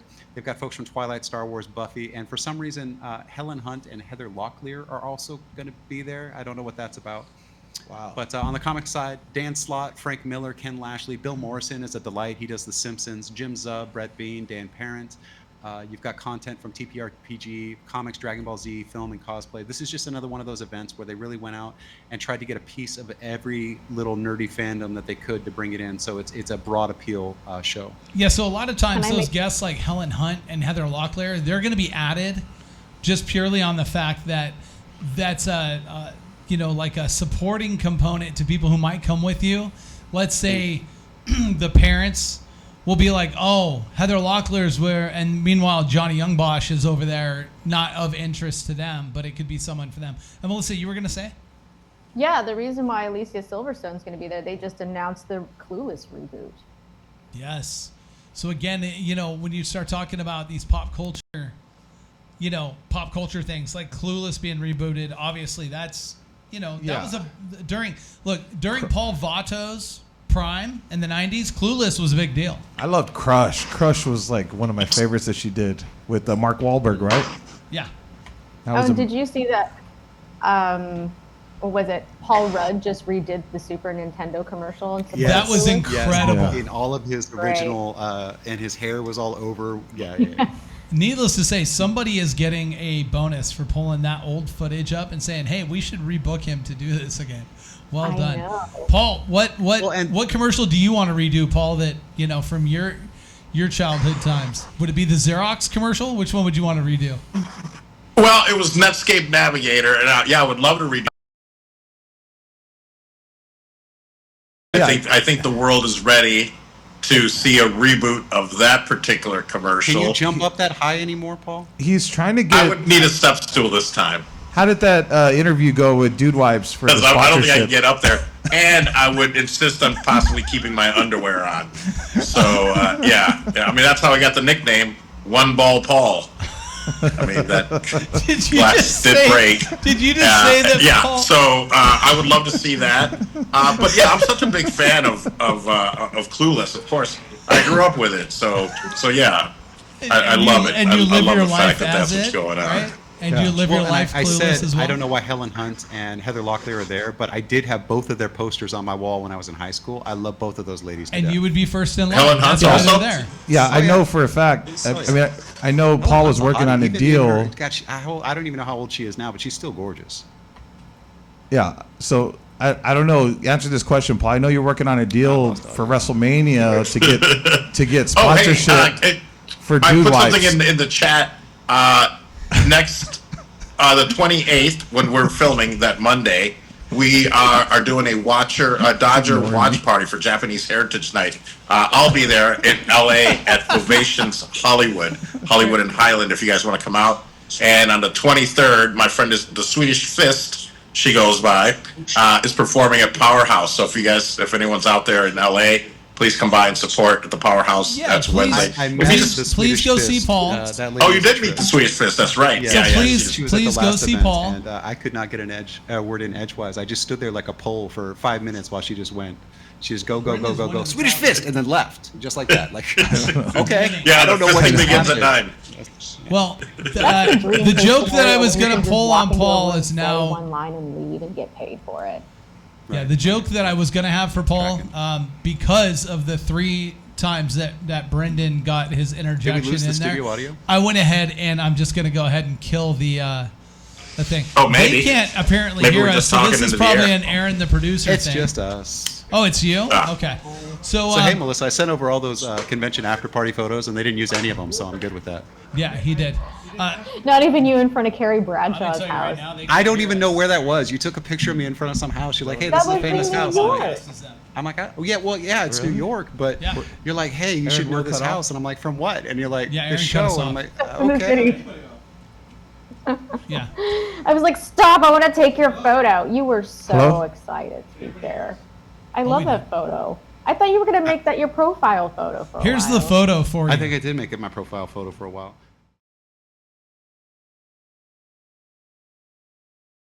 In New York with the Yeah. dude who wrote Bubba Hotep is on the left there. And then that other guy was a writer. What did he write? Oh, man, that's so... Ian Cinco. Yeah. Yeah, he But the did- dude who's leaning on my shoulder there with the glasses on Oh, that's- confused the hell out of me. That's Steven. He confused the hell out of me because he introduced himself by his real name, and I had reviewed his book under his pseudonym, and I started talking about Bubba Hotep, and he's like, "Oh yeah, I write Bubba Hotep," and I'm like, "Get they the fuck can't out!" hear us. And then he's like, "No, I used this pen name," and then I was like, "Dude, I literally just reviewed that book this week." Yeah, there's the Carrie Bradshaw Sex in the City photo. Kill. What is this? Is a famous house or something? I guess. No, Show that one was more Carrie's picture house and in walk Sex out. in the City. If you show Was one Carrie more there? picture, Did I meet her? walk out. No, And you can finish your I Hello? know. podcast. Hello, Brendan. Yes, sir. Oh, you can hear me now. Okay. We're back. All right. Well, Are we now trying that to- this was is that all completely recorded? Is this part of the derailed, show? we're going to go to a break because otherwise Brendan's going to show the next 40 years all the way back to his high school photos. So we're going to go ahead and I have no derail control from over that. the No. photos You've about. had That your was time. We're 100% done Aaron. with you. You're done right now. No, I'm just joking. Guys, we're going to go to a break. When we come back, we'll talk about the new comics that are coming back. And also, real quick, I want to send a shout out to the Nerd Bar. Thank you for your support of the program. Nerd, obviously, we talked about them at the top of the program, but they support the second segment each and every week. So thank you so much for your support. Make sure you stop by, see them, catch micro wrestling or something like that. But we'll be back in a minute. This is Who the It's Frank on Go Live Vegas. Peppermint Patty's the worst. Comicon.com, your daily comic convention online. Insightful reviews, previews of the comics, toys, and games you need to know. Delightful chats with luminaries from around the geek spectrum. In print, on video, and everywhere in between. The show never stops on Comicon.com. Stop the gas! Feel the thrill! Chase the legends with dreams fulfill! In the game, where you serve gods! It's all here again in the sports! Yeah! Let me swim! Fuel the fire and let the play begin! And this sports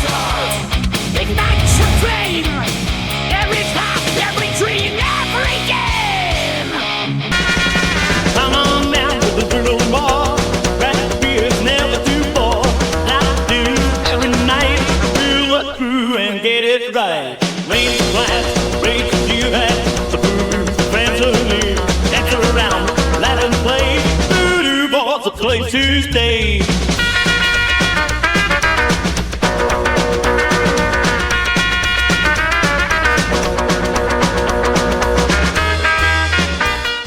Vegas Studios, a unique multi-camera social media virtual content creators paradise. We offer high-end services using live streaming and film production for your personal or corporate, commercial or event and campaign needs. Pre-record or live stream to your audience on multiple social media platforms simultaneously. Fun and interactive with social media comments, phone lines, live remotes, audio Foley sounds, and Snapchat filters. Be creative, get recognized, and make money. We help you by providing an all in-house production team. Visit our website at GoLive.Vegas.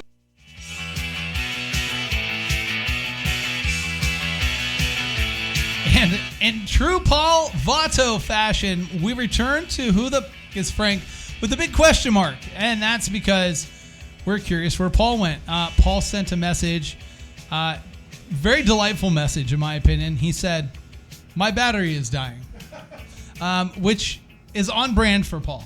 So I'm not surprised to see Paul Vato. But again, we're joined by Melissa, of course. Brendan Allen's here, Johnny as well, and myself, Steve. Aaron, the producer, in the background.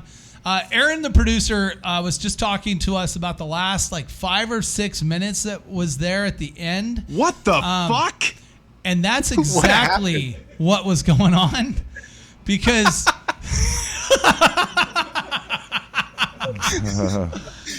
Yo, were you guys listening to that? Because we thought we were just talking amongst ourselves. Because we couldn't hear you. You guys! Just so you guys know, you are the second segment of the podcast. Johnny had tried to talk multiple times during Paul Vato, so now we're going to take our moment. Johnny and I are, and we're going to have our moment here. So, Johnny, would you tell us about Paul Vato's new promotion? Well, I was trying to ask him a question because I know he was working on a sponsorship deal with WrestleMania for Dude Wipes. So I don't know if it went good or not. But right. So we were trying to get the Dude Wipes reference in there. And then Paul went on a whole nother tangent, which I thought was great, because then it was like, oh, well, Paul's got all of these things in which if you come, Paul will give you a sample of Dude Wipes if you catch Paul out in public. So, will he use them? Will he show me how to use them? That's what he's doing right now, I'm sure, but I don't know. I mean, when you're the poster child for a brand, right, like Paul Vato is, I expect that he probably has a how-to video, or even, does. In fact, I think we found the answer to the dog pool panel that Paul Vato's hosting it. Yeah, courtesy of Dude Wipes. There it is. Yeah, he has a handle thing that he was promoting, I think, to help with that, and also with the peanut butter. I don't know what the hell. He lost me at the peanut butter. He lost him at the peanut butter. Yeah. But anyways, guys, we're back, and we thank you guys for joining us. We're having a good time here on the program. We're having a great time. And again, Melissa, thank you for joining us here. Stick around this segment, please, because we are going to be talking the new comics this week. But this segment is brought to you by Voodoo Bar, located down in the Arts District here in Las Vegas. Voodoo Brewery always has cool things going on. They just announced that for May the 4th, they're doing a really cool Star Wars cover band that's going to be playing there and everything. So again, they keep a really good thumb on the pulse of what's going on and what people will be interested in. And they're always coming up with really unique, cool promotions over there. And again, we want to thank them and also thank them for their sponsorship that they provide to the Laugh Dimension, which will be First Friday down in the Arts District with us at One of Us Comics at the Yard on Commerce. You can come down and get a free comedy show at 8 o'clock. You got 3 to 4 local comedians come out and have a good time. And Voodoo Bar is the reason that can even happen. We appreciate their support in making that happen, as well as their support of Who the Fuck is Frank. And real quick, product images, since the human promotion machine couldn't be here, it's only right that we give him his due. So here is Paul Vato's first, and we'll ask the PR representative, is this a good branding element for them? Do you think that this gives a really good perception of their brand? No, it looks like a grave. It's a teeny tiny grave right now. Or it looks like they're selling weed. Yeah. It's like a marijuana ad. I mean, I'll be honest with you. I wouldn't be surprised if it was cannabis infused and came with one of those little airplane bottles of Parse rum. Yeah, that's probably how he's packaging it. Like a numbing hemorrhoid cream Dude Wipe. I could see Paul promoting that. If it had THC in the lotion, that is a delivery system. That's why suppositories work, right? How many times have we given Paul Vato a brand? Yeah. I mean, seriously, we've given him like 50 brands. That's great. Paul's having some technical difficulties, which we're not surprised. Him and Aaron, the producer, are working on it, which means he'll be back after we're done with the podcast here. But in the meantime, we want to get into the new comics of the week. And the new comics coming out, we've got, quite a few good titles. We've been jammed the last few weeks in comics. There's been so many titles coming out, number one, after first appearance, after reintroduction of this character in a new version or whatever it is. But we're starting off this week, and look, it's hard for us not to start off with this stuff. Absolute Martian Manhunter number 2. Just the absolute world of DC right now is killing it. Brendan, take us into this one. All right, so this one is the first appearance of the White Martian. It says, is this all just thought smoke? The other dimensional alien consciousness calling itself the Martian continues its invasion and transformation of John Jones's mind.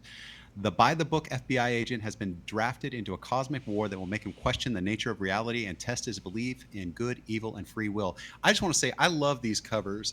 They're very psychedelic, and I put up an alternate cover for this one. It's an incentive variant. Cover E is slide number 2, and that's done by Riley Rossmo.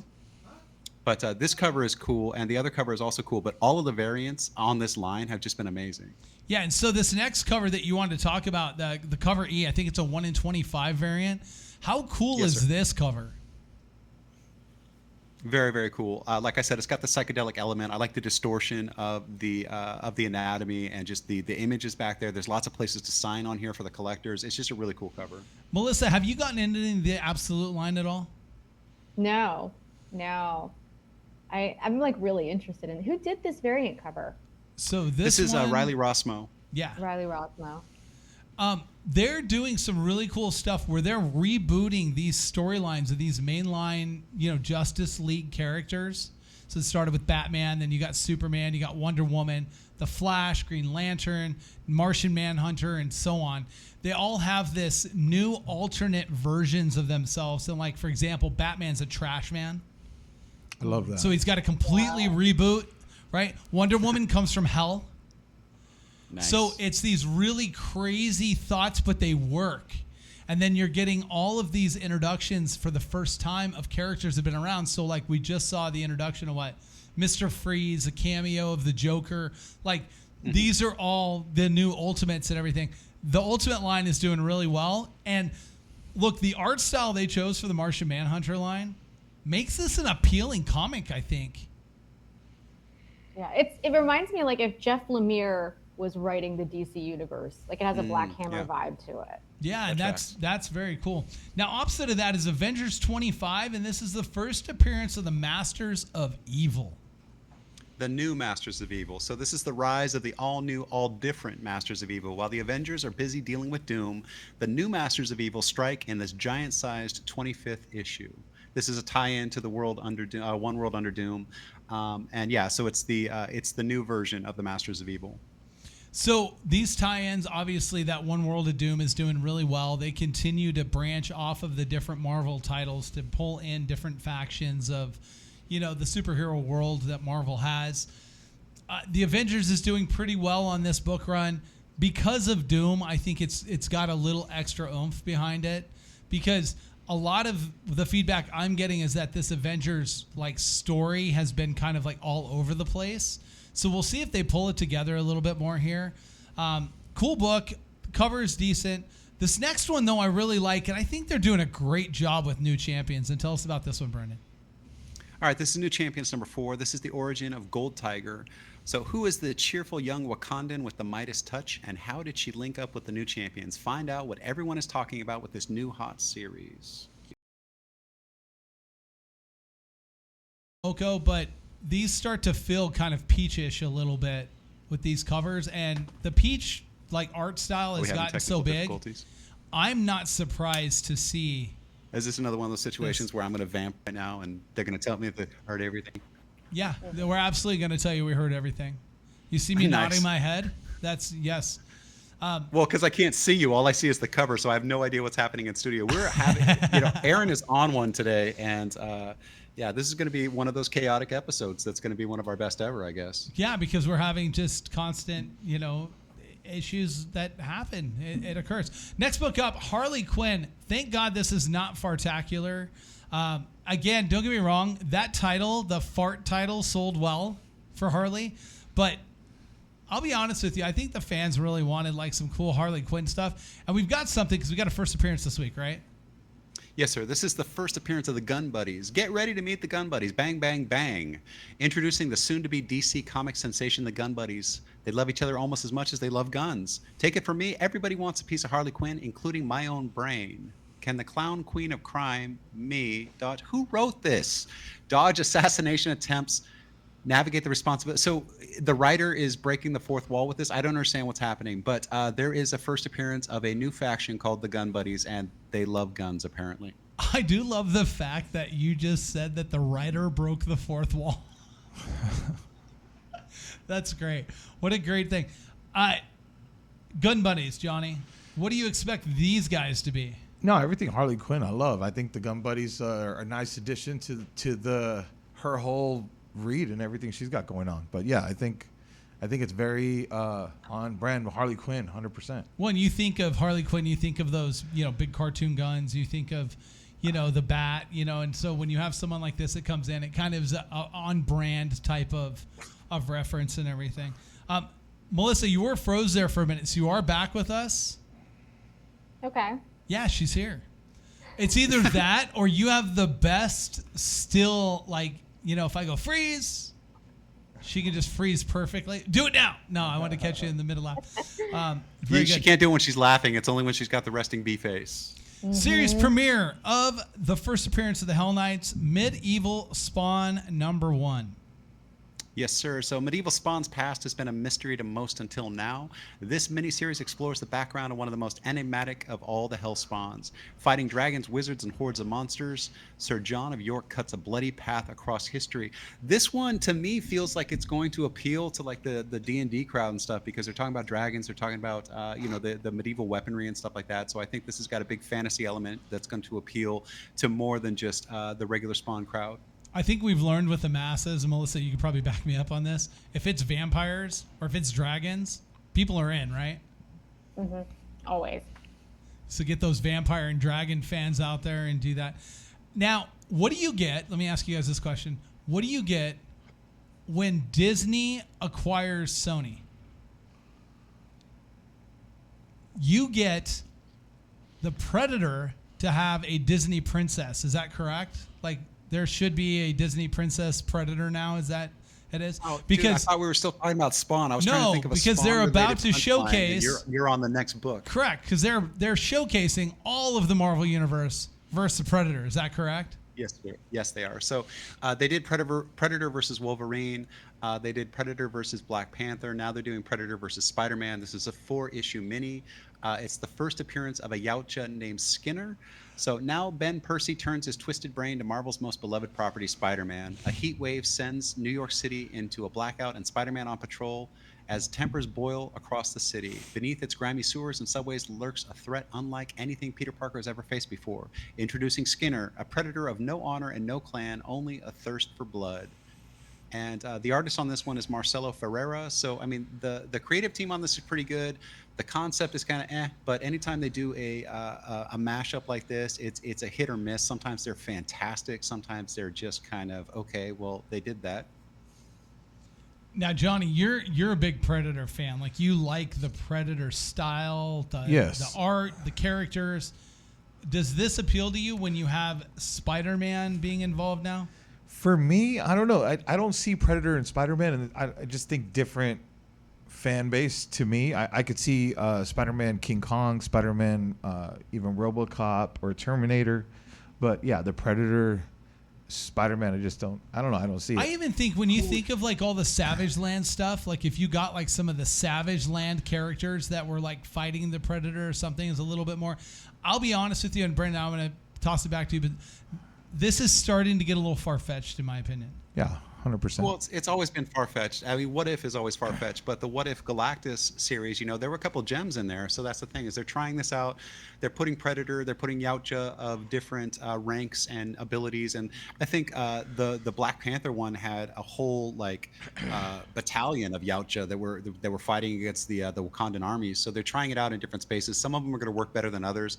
I kind of feel like they're talking about taking it to the sewers. I kind of feel like that's a better Predator hunting ground than the streets of New York would be. So that's a good choice.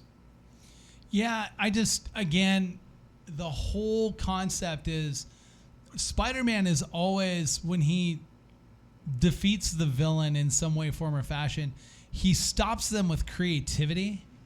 And I just don't see the Predator thinking any of that's creative. Like, he's just like, don't care, eat face, whatever it is. Like, it's kind of how. Wait. Has the Predator ever talked? And no, but he talks in his own language. Okay, all right. So that I just clicking speak or whatever, it that's how fluently. you translate it. That's how you hear it in your head. Yeah, I speak it fluently. You're welcome okay. for that. You think Arnold Schwarzenegger in that Conan in New York movie that he did? You know what I want to talk about? I want to talk about X-Men 15. X-Men 15. This is the first full appearance of 3K. What began as a simple search and rescue has escalated with not just the X-Men, but the entire town of Merle at danger. And as 3K steps out from the shadows for the first time in order to further their twisted program, will the Means, their anointed headsman, stake his bloodthirst on the X-Men? That is a dope cover. I like that one a lot. It's pretty cool, and it's got all those characters in it. What's your thought on this one, Melissa? I have no thoughts. No thoughts? It's not my bag. Not covers, not cover art? Bag. Like, that's not your thing? No, it's very muddled. Not to be rude to the artist, but... Okay. See, that's what we wanted. We wanted that differing opinion. It's important. Okay, well, I put up a variant for this one. Let's see if she likes this one better. This is a Marvel versus Capcom variant that's done by Bengus. You know what they're missing not here? Into X-Men or what? I mean, I get it because it does look like a collector's card, but it falls kind of flat for me. I'm particular about covers. Well, what I don't like about this one is, and again, it's just you don't really see Juggernaut's face here. So it looks very disproportionate, does it not? No, it almost looks like a take on that horrible Liefeld cover with Captain America, where he's from the side doing that pose, but this one's a little bit more anatomical. Now, what would be cool is if you get the artist to sign this, and then he puts like Liefeld does feet in the background. Like, that would be great. Like, you get an inscription that says Liefeld does feet, and then signs it.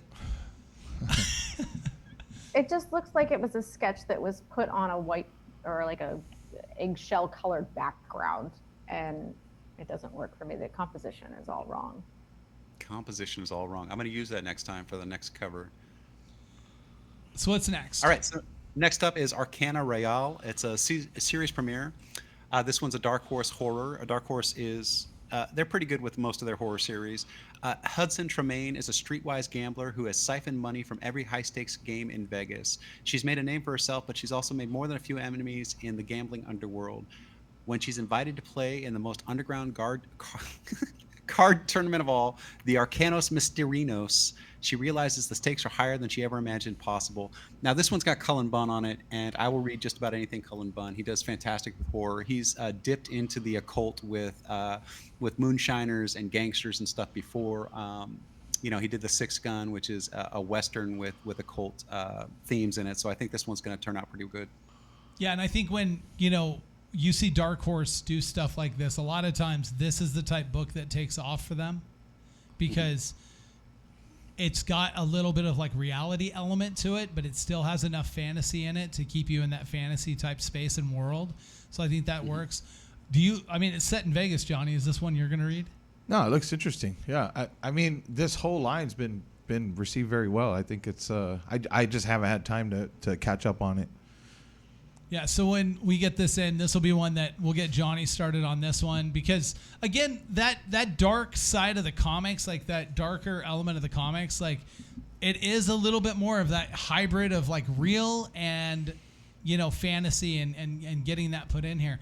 Now, you saved this for last, and I'm going to tell you, this is where they lost me. That's what I'm going to call this book And that is because let's talk about this for a minute. So this is Silent Mission's Roadblock. And again, this is one of those silent comics that G.I. Joe started doing, right? And they're bringing out this. But it's not one of the ninjas. It's the first one that's not a ninja, right? Right. And it's not a ninja. But on top of it, all Roadblock does is make noise. So literally the comic's going to have him like firing off there, and you're not going to get like the machine gun fire. You know what I mean? Like, to me, that's where you lose me. This is a stretch. Well, but that's the cover. That's the cover. There could be a disconnect between the cover and the interior, and that happens a lot.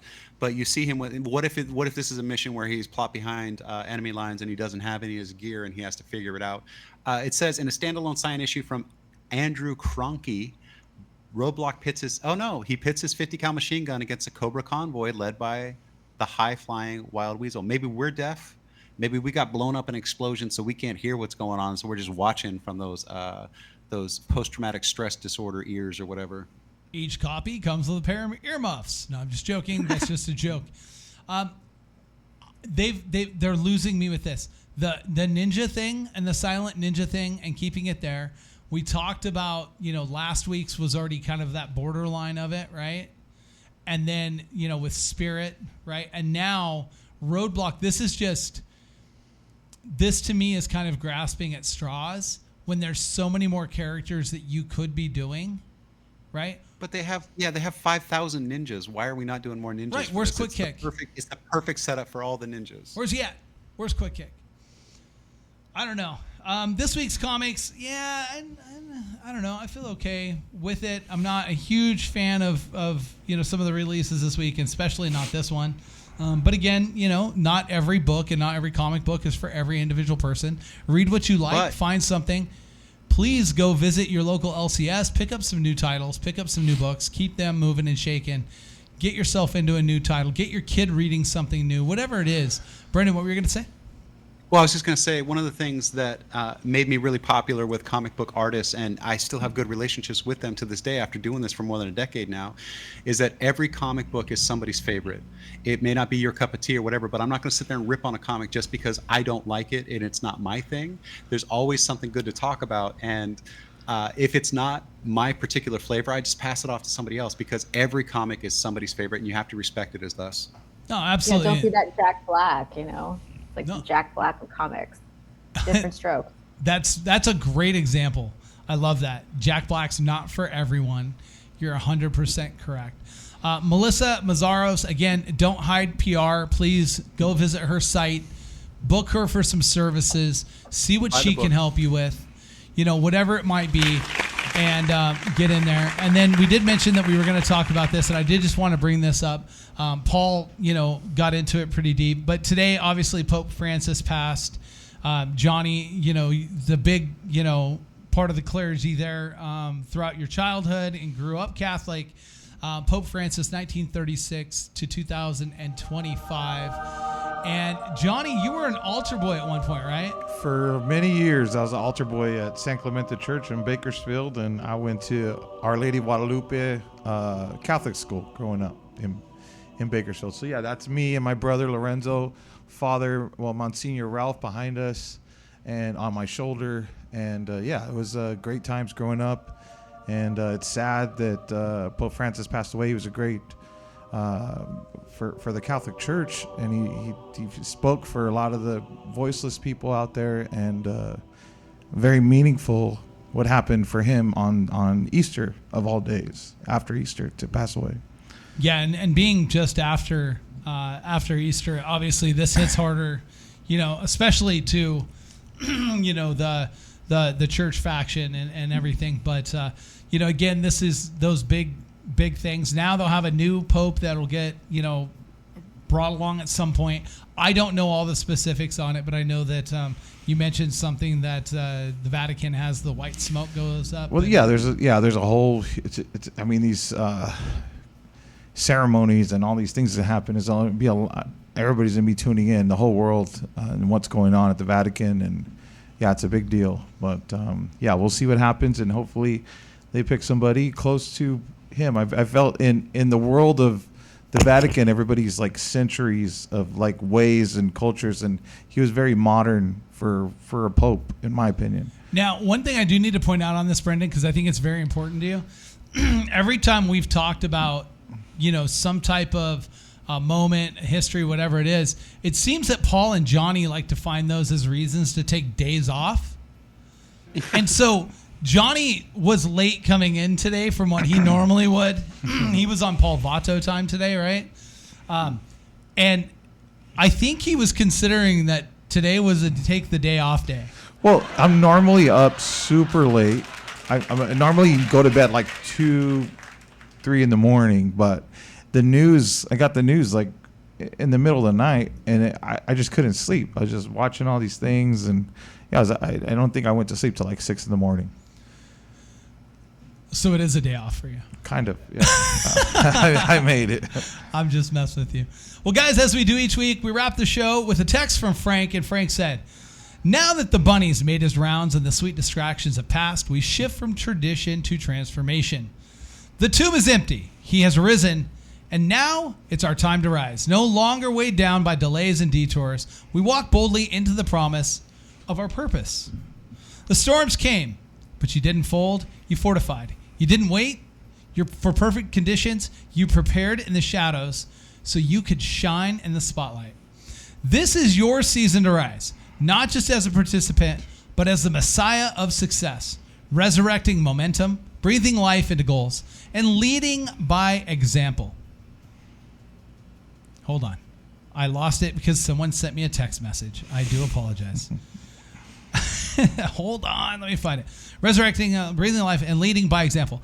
Every step you take now builds legacy. Every win, no matter how small, is proof that you're aligned with greater. So yes, we'll toast on Cinco de Mayo, and we'll light up the sky on the 4th of July. But the real celebration, that's daily. Because you are no longer hoping for success, you're embodying it. You've risen, now lead.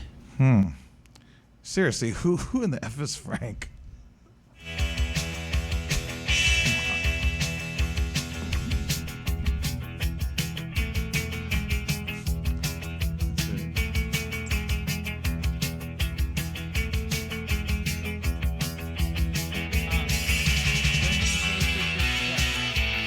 Oh, in there.